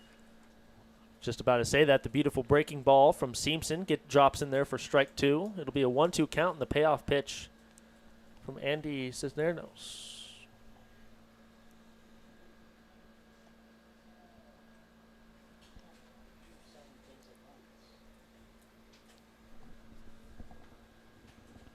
Just now tuning in, the Blue Dogs up 5-2 on the Crop Dusters after they put together 5 runs in the third and fourth inning respectively. The Crop Dusters got their runs in the first and second as Andy flies one to center field, and Christian Berry will camp underneath that one for the second out of the inning. And Minich will just glide back to first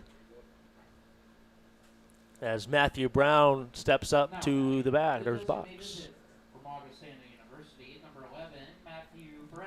We mentioned Matthew Brown earlier and how he went to Augustana. Augustana, a Division II baseball powerhouse in the 2023 season. Yeah, made it all the way to Cary, North Carolina for the Division II World Series. So, Yep. Big-time stuff from the Augustana Vikings.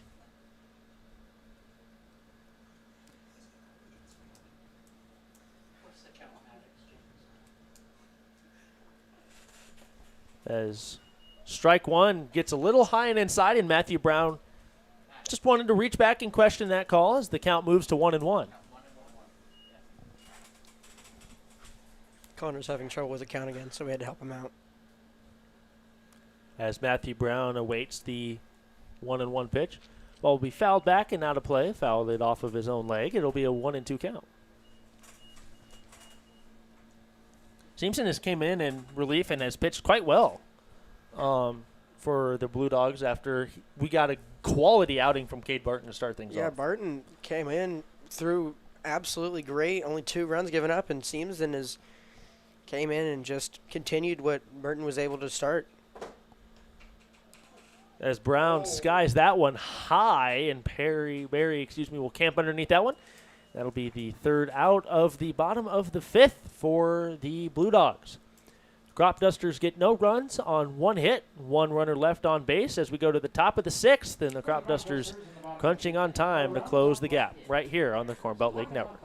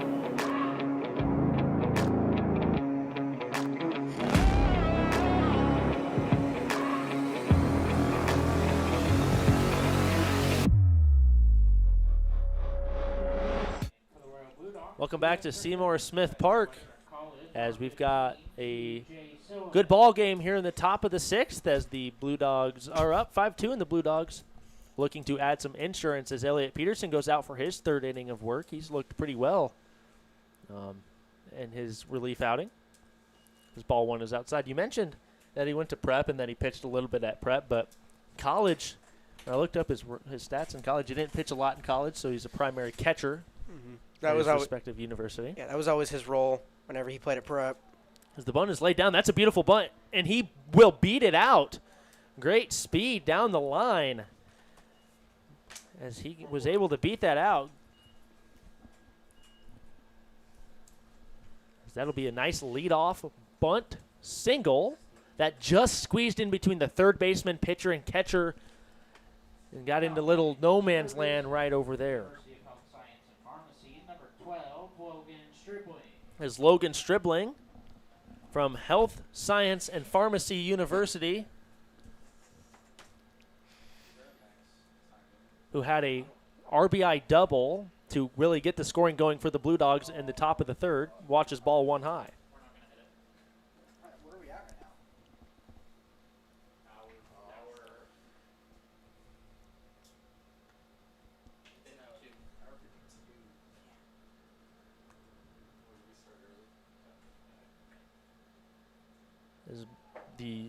As ball 2 is in the dirt and will move up 90 feet. Last game, 2 minutes from now would be over.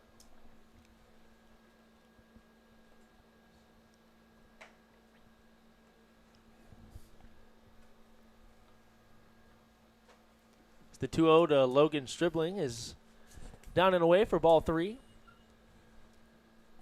TJ Silliman leads off of second, excuse me. It's been a long day today. It's been a great day, though, calling. It has been. Calling games with you, though. It's been a lot of fun. Oh, I appreciate that, Mike. It's the 4-pitch walk from Stribling. We'll put runners at first and second. We've got a little movement going on in the Crop Dusters bullpen. The center fielder from Mount Marty University, number 13, Christian Berry. As we go to the top of the order is Christian Berry. Toes the left-handed batter's box as the Blue Dogs have runners on first and second, nobody out, as Berry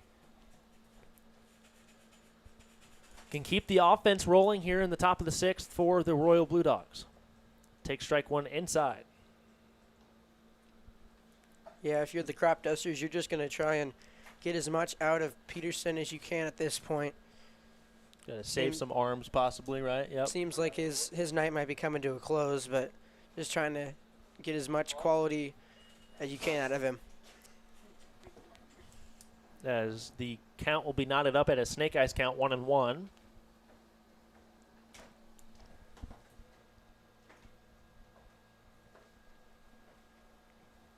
As Barry, the lefty on righty matchup, Barry the lefty. As the 1-1. Just kind of squares around a bunt, pulls back, that ball gets away. Silliman advances 90 feet. But Stribling does not. So we'll have runners at the corners with Silliman leading off a third and Stribling leading off a first. Yeah, Blue Dogs have really taken advantage of the Crop Dusters' mistakes these last few innings, and it's really helped them to kind of get it out in front and stay out in front.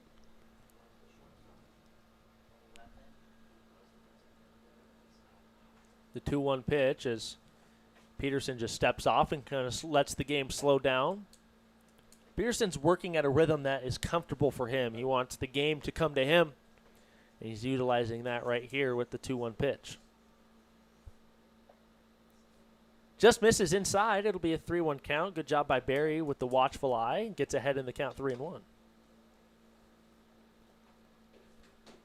Yeah, if you're Barry, this is a great time to get some insurance. 3-1 hitters count. Just sit back, wait on a ball, or you'll get walked and the bases will be loaded with no outs. That's exactly what happens. He draws the 5-pitch walk, and bases will be loaded here for Luke Bees, who will step up to the plate here. Looks like that might be the end of the night for Peterson. Agreed, as Micah Blackman comes out to the mound, and it looks like it will be the night for Elliot Peterson. Well, we'll step aside, and we'll bring you the new pitcher here with 3 on, Nobody out for the top of the sixth and for the Blue Dogs here on the Corn Belt League Network.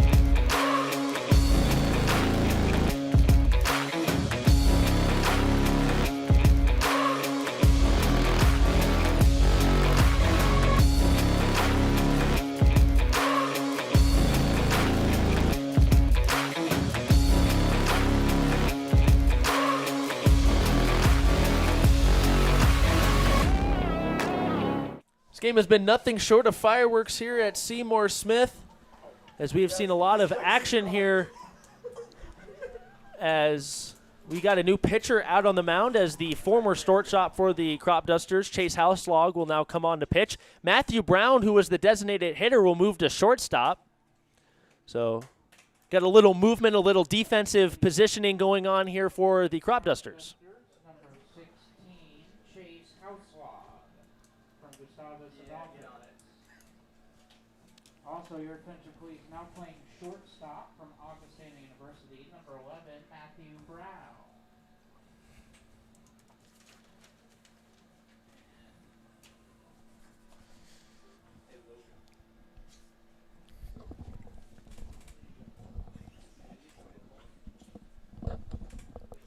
As we'll see Chase Houselog come in a high pressure situation. Bases loaded, nobody out.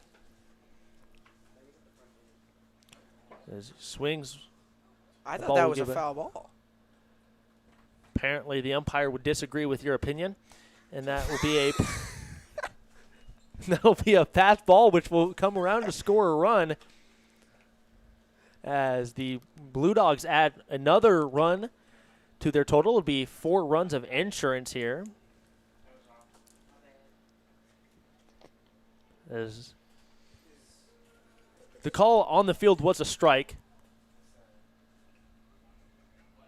As you can hear the players just chirping out there. They're pretty loud. Now batting the shortstop. Sure, it's all in good, friendly fun. 'Cause we love to have some fun here at the Corn Belt League. I mean, it's a fun time. I mean, It is a fun time. we're here broadcasting these young athletes 100%. who are here to play the game they love during the off season. So it's a lot of fun times here. Ooh, that might not feel as fun though. As he gets hit on the backside, turns right into it, and that'll load up the bases once again here. As we'll see number 14 for the Blue Dogs. Excuse me, Will Johnson, the second baseman today.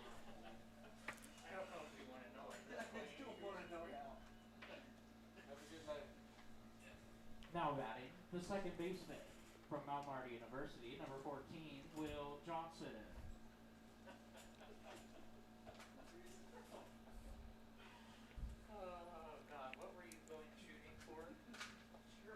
As Will Johnson takes strike one down and low. Shooting, going like to shoot something. What would your target be? Like, were you trying to shoot like that?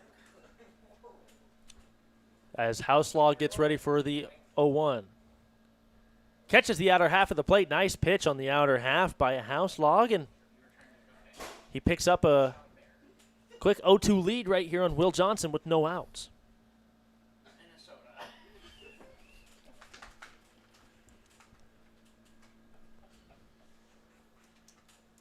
The 0-2. That ball will be chopped over to the pitcher. Pitcher just gets it, underhands it for out number 1. Nice play off the mound by Houselog. A run does come across the score, pushing the Blue Dogs lead to 5. This feels like it's just going to keep getting uglier and uglier. This game has felt very, very long. It has. It's It's been a very Connor long was saying game. earlier that like 10 minutes ago, the game before us would have already been over. We are at the That's 2-hour mark. That's a combination of this game being long and the game before us going very quickly. Yeah. You have to sacrifice one to get the other, I guess. As that ball will be grounded, foul, as Samuel Peterson chalks that one. It'll be a foul ball. You were so not close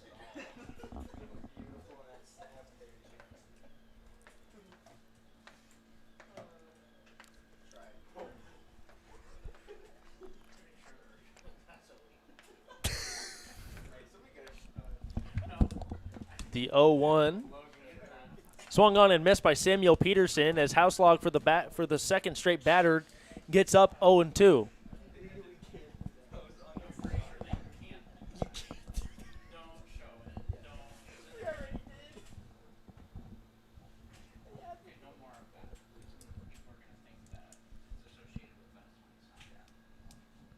The 0-2 inside for ball one.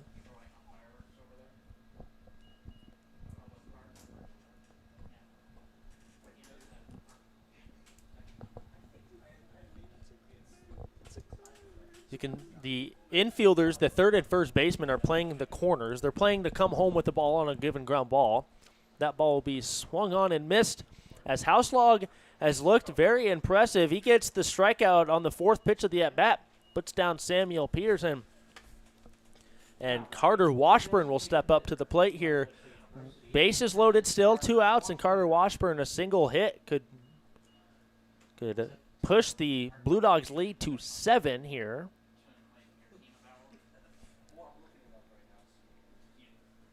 Carter Washburn takes strike one right down the middle. Houselog's been pretty impressive coming into the ball game. He's really been loading up the strike zone. Yeah, it's been very impressive from Houselog thus far. I mean, he came in a pretty much impossible situation. Only he's given up a run so far, and he's already gotten 2 down. As the 0-1 is in the dirt. Good stop once again by Cole Gieser. He's been doing a lot back there. You got to give him a gold glove for the game on how he's been able to move back there and block whatever may come his way.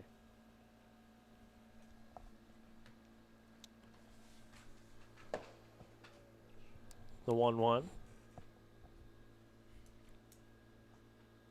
Outside for ball 2. There will be a 2-1 count here for Carter Washburn.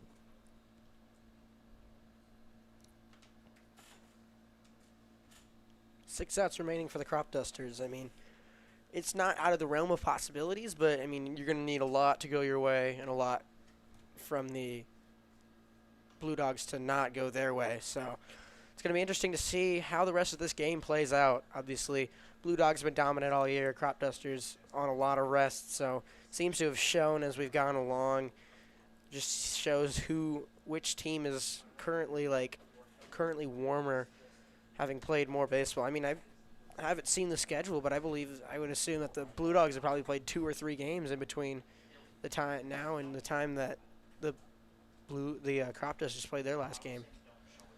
As the strikeout pitch is in there. Nice pitch by Chase Houselog. He gets the backwards K. Came in relief and looked impressive as we go to the bottom of the 6th, and the Crop Dusters look to get the bats going here on the Corn Belt League Network.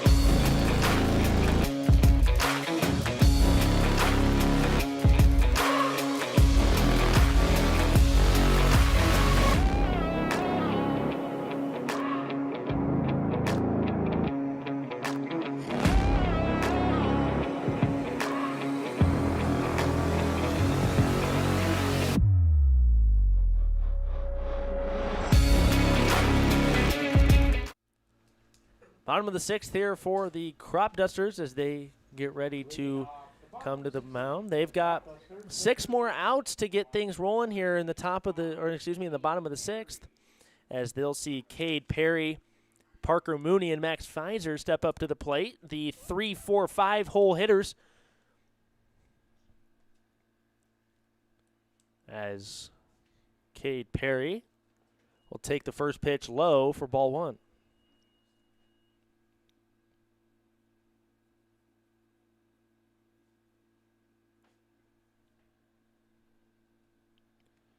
As he swings on and misses for strike 1, it'll be a 1-1 count here, as Cade Perry was just a little bit behind the first strike.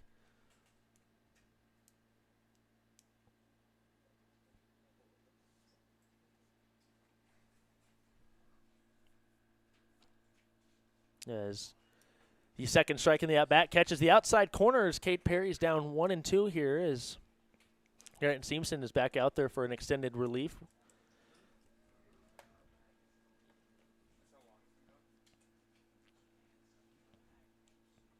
The 1-2 is swung on, hit very well down the left field line. Shrezik is able to get to that one, or excuse me, that is not correct. Samuel Peterson is able to get to that one in time. That'll be the first out here in the bottom of the 6th. Yeah, great play there by the left fielder. Just had to take a couple steps to the right, make the catch for the first out of the inning. Crop Dusters now only down to 5 outs remaining in this one. As Seamson has gone 2 full innings of relief work after Cade Barton went 3 1/3. So far, Seamson has given up 1 hit, 1 strikeout, as the curveball is not able to drop into the zone low enough for strike 1. Instead, it'll be ball 1.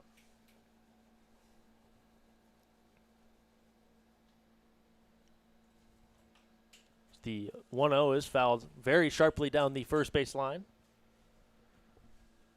It'll be a snake eyes count sitting at 1-1.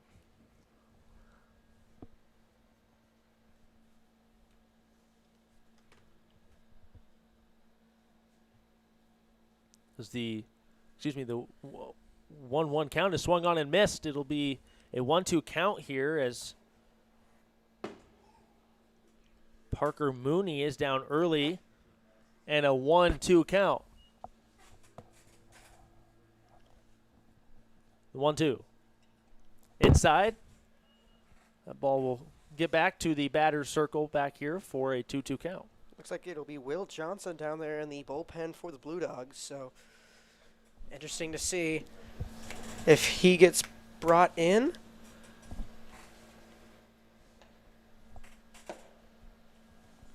It's the 2-2. Inside for ball 3. Nice eye right there by Parker Mooney.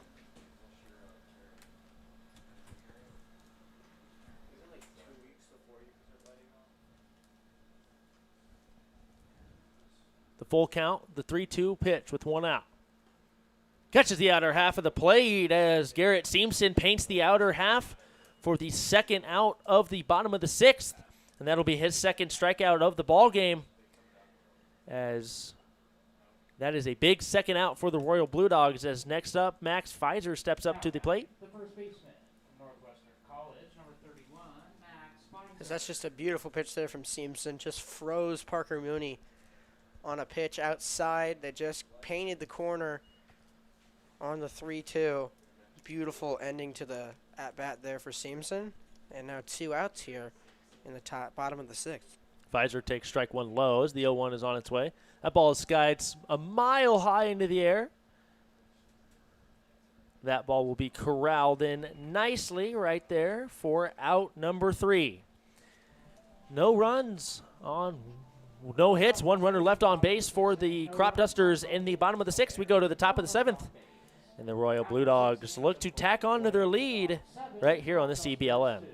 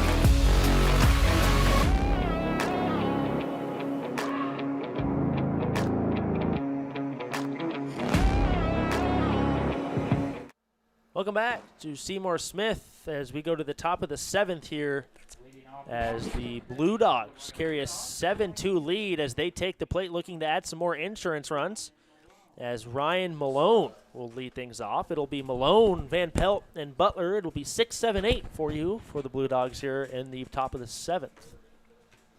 Malone takes the first pitch outside for strike 1 and works early here so far. It's been a very impressive performance here from the Blue Dogs offense. They really came alive when they needed to and have scored 7 in the last 4 frames. As the beautiful pitch is not quite in there as Houselog thought that was a strike.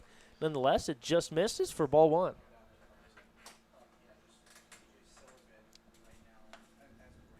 Houselog just trying to find the zone, try and get the crop dusters out of this inning with no more damage as they have to climb a big mountain if they want to try and find a way back into this one with only 3 outs to work with.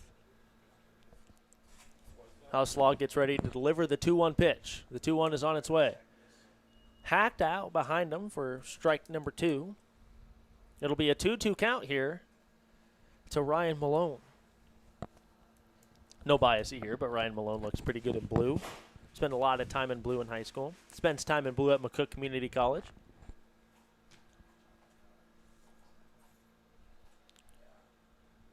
The 2-2. A ball will be fouled just over the crop dusters into their dugout. Keep your head on a swivel over there, crop dusters. That ball came rocketing into your dugout.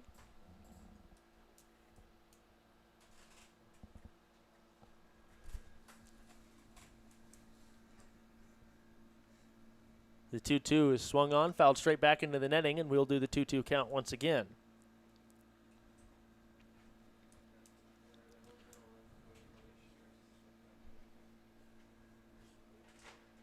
Malone is 0 for 2 with a walk. This is his 4th plate appearance of the ball game. The 2-2 fouled out of play, and we will do the 2-2 count for the 3rd straight pitch. Yeah, this Blue Dogs team has not given up, fighting to the last pitch, even though they're up. It's a great sign to see if you're the Blue Dogs manager, obviously. This team on their way to their 10th win of the season. By far the most dominant team in the Corn Belt this season. As Ryan Malone takes ball 3, that one takes a high skip off the plate. Full count. Good at bat by Ryan Malone. This is what you would consider a quality AB. Works a high pitch count. Got a full count. It's fouled off a couple pitches. This is what I would at least consider, in my opinion, a quality AB. We'll see if it can pay off for Malone on the 3-2 here. In there for strike 3. Malone thought he had the walk, threw the bat down, but nonetheless, Chase Houselog paints the outer half of the plate. And they'll go around the horn as Chase Houselog gets the first out of the top of the 7th. Yeah, it was a beautiful pitch there. 3-2, just caught enough at the plate. Malone didn't even think that it was a strike. He was already on his way down to first, but home plate umpire says no. That caught enough of the plate. Sits him down on strikes. Jackson Van Pelt steps up to the box and takes ball 1 just a little bit outside.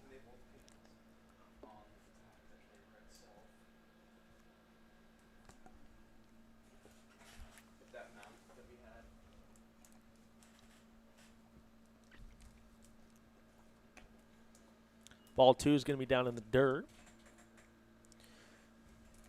It'll be a 2-0 count here when Chase Houselog delivers the next pitch. Houselog comes set with the 2-0. Strides out towards home. Misses a little bit inside. That'll be a 3-0 count here as we see Jackson Van Pelt that's worked ahead. Watched 3 straight balls. See if he has the green or red light here on the 3-0. The pitch. In there for strike 1. Nice pitch by Houselog to start chipping away back at the 3-0 count. I guess he had the red light, even though that ball was a little in, but definitely was in there for a strike, but not a pitch you want to swing at 3-0. 3-1 gets inside and nicks him a little bit. That'll be a hit by pitch for Jackson Van Pelt. That'll be a runner on base here for the Blue Dogs, and that brings up Jake Butler. Now batting, the first baseman. For point of his Jake Butler's 1 for 3 with a strikeout in this ball game.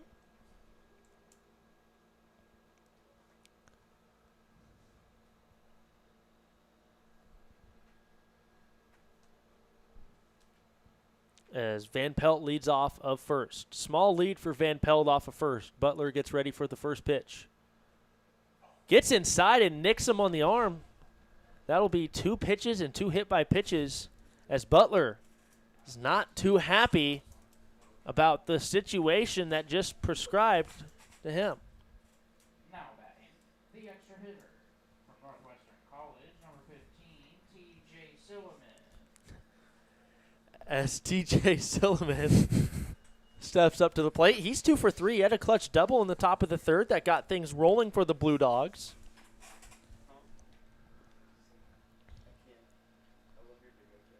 Later came around to score. Runner on first and second. Pelt on second. Butler on first. Takes ball 1 low.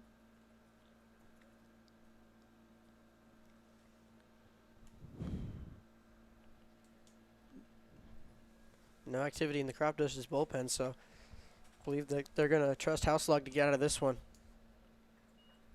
That ball will be fouled out of play. It'll be a 1-1 count here with 1 out.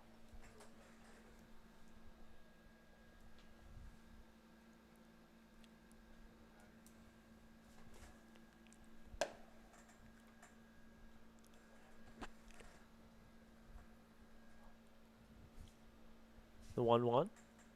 That ball will be hit very well out to left field. That ball will hit the gap. And that'll see both runners come around to score as Silliman round second, stumbles a little bit, but he'll coast into second with a 1 out, 2 RBI double, his second double of the ball game. That'll also give him his first 2 RBIs of the ball game. And TJ Silliman is having a great day at the plate for the Blue Dogs. He absolutely is. That's, as you said, his second double and his first RBIs of the evening, and it gives the Blue Dogs a 9-2 advantage now here. So they've tacked on 2 more in the top of the 7th. 9-2 sits the score after the 1 out RBI double, or 2 RBI double, from TJ Silliman.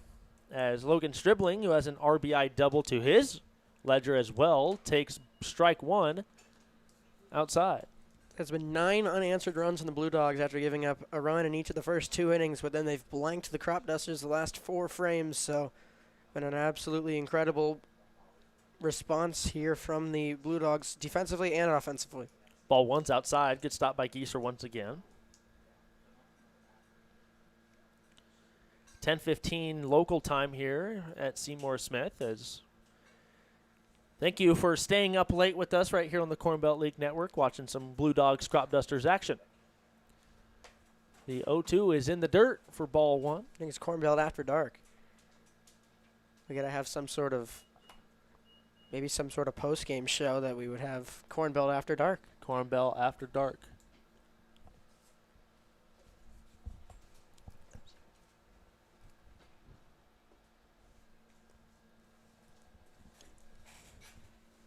As 2-2 is now the count here.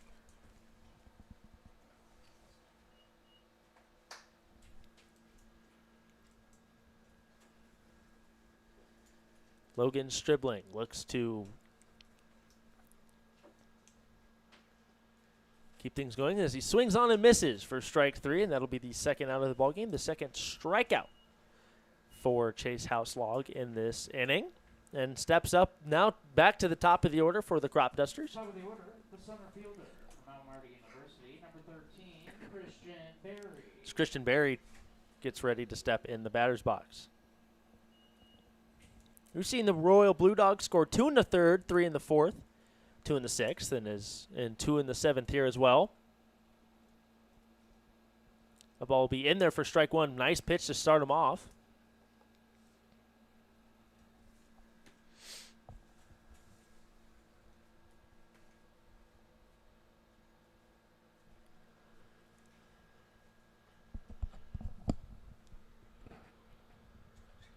This ball 1 misses high.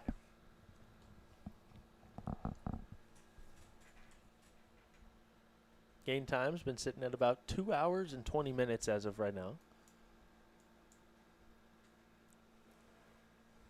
The 1-1 pitch. It'll be in there for strike 2. Still a beautiful night here at the ballpark. I mean, 100%. couldn't ask for better weather, especially since earlier in the day we were supposed to have some storms around this time. So 100%. glad that passed by and we were able to get both these games in.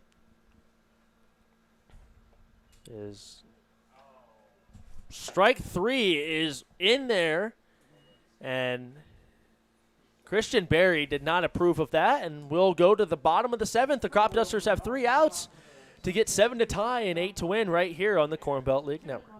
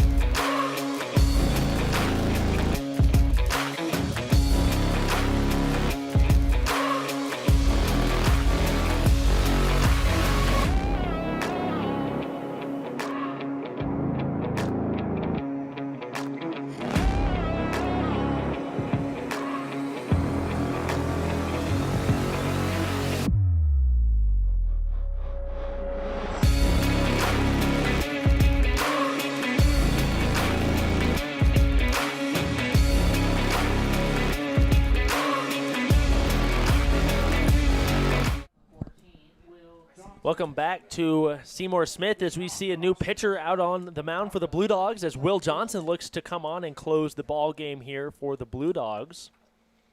Crop Dusters down to their final 3 outs as the first pitch is just an uncomfortable pitch as Max Mosser defensively swings at strike number 1.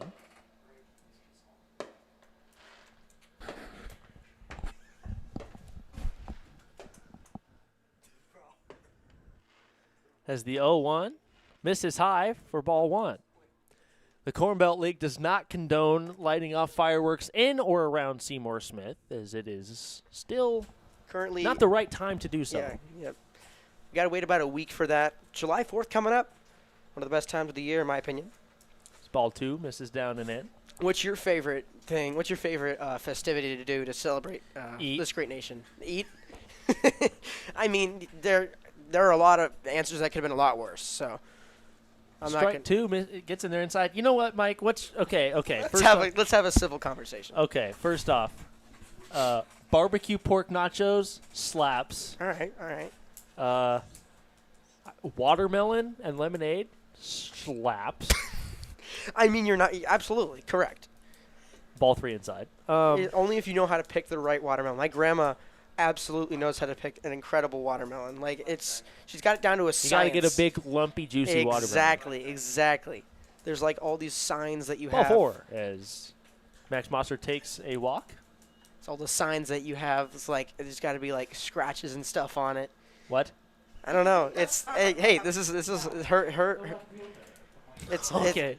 it's her way of doing it, not mine. But hey, it gets the job done because holy, it is absolutely incredible. Strezik steps up to the plate. He's 1 for 3 here as Mosser leads off a first and strings at strike 1. So, you know what? Yeah, I agree, Loki. And then you just jump in a pool. I don't know what. Exactly. Yeah, nothing beats this type of year, in my opinion. Strike 1 gets the outside. Excuse me, strike 2 gets the outside part of the plate. College 0-2 World count here. Series, and you got College World Series. You got 4th of July coming up. Corn Belt League baseball. Right. I mean, how can you not be romantic about this time? I of know year? it's absolutely unbelievable. I'm about to shed a tear. I'm about to shed a tear. Man, it is almost 10:30. Is strike three. It's that emotional time of night. As Will Johnson gets the inside strike, as Noah Struzek swings and misses and gets jammed inside, and we'll see a pitch hitter here for the Crop Dusters.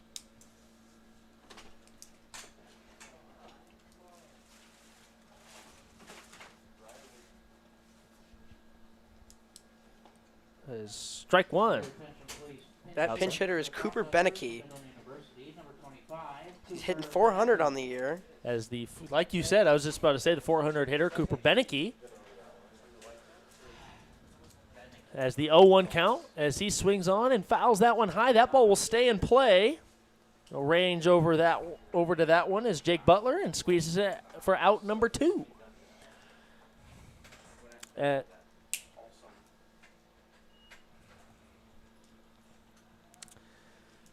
I'm kind of craving watermelon. I'm kind of craving watermelon. Watermelon does sound good right now. Yeah. We can take a look at the upcoming schedule. Crop Dusters taking on the Haymakers on Thursday. Then they have the Black Sox Saturday and Sunday. Then they have a doubleheader on Sunday. Black Ball Sox. one outside. Then the Red Raiders, and on the other side, you have the Royal Blue Dogs, who have the Black Sox, and then the Filth Ballers Thursday, and then Bombers Saturday. Oh, nice. So a lot of good baseball That coming ball up. is hit into center field, and Christian Berry squeezes that one for out number 3. Ball game as the Royal Blue Dogs come away with a 9-2 victory over the Crop Dusters. And a game that lasted about 2.5 hours here at J.J. Axington Field, and it was filled with everything that you could imagine for in a ball game. We're going to step away. We'll get your player of the game interview, which is TJ Silliman, right here on the Corn Belt League Network.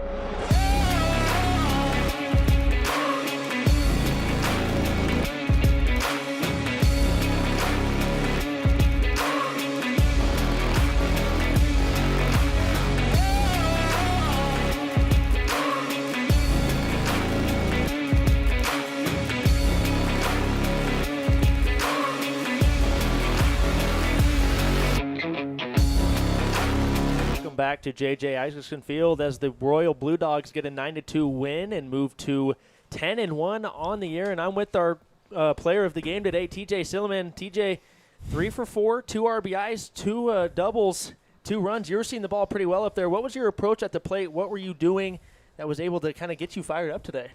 Oh, yeah, I think I was just trying to attack the fastball, just trying to get that pitch right there. And I got I got a pitch that was – I got 2 pitches that were kind of high and just kind of honestly my money spots. So just tried to blast them into the gaps, I guess. And the Royal Blue Dogs are 10-1. You guys are kind of firing in all cylinders. You guys are cooking. What's going to be the team approach as we get to the All-Star break and then can continue on into the playoffs? Yeah, I mean, nothing you can really change when you're hot. I mean, you just kind of got to keep doing the little things and keep going out there and having fun, I guess. I mean, we're just, for the most part, you're out there to try to have fun, and I think that's what our team does really well. It's just we all have fun. 100%. So the 4th of July is a week away. Mm-hmm. What is your favorite 4th of July activity, or what's one thing you can't live without, I guess, during summer? Oh, I think I always got to be at a lake or something, probably like tubing or wake surfing or something like that, always on the 4th of July. 100%. Well, TJ, thank you for coming up, and congrats on being today's player of the game. Thank you. Blue Dogs get a 9-2 win here at Seymour Smith. We will see you next time with some Corn Belt action.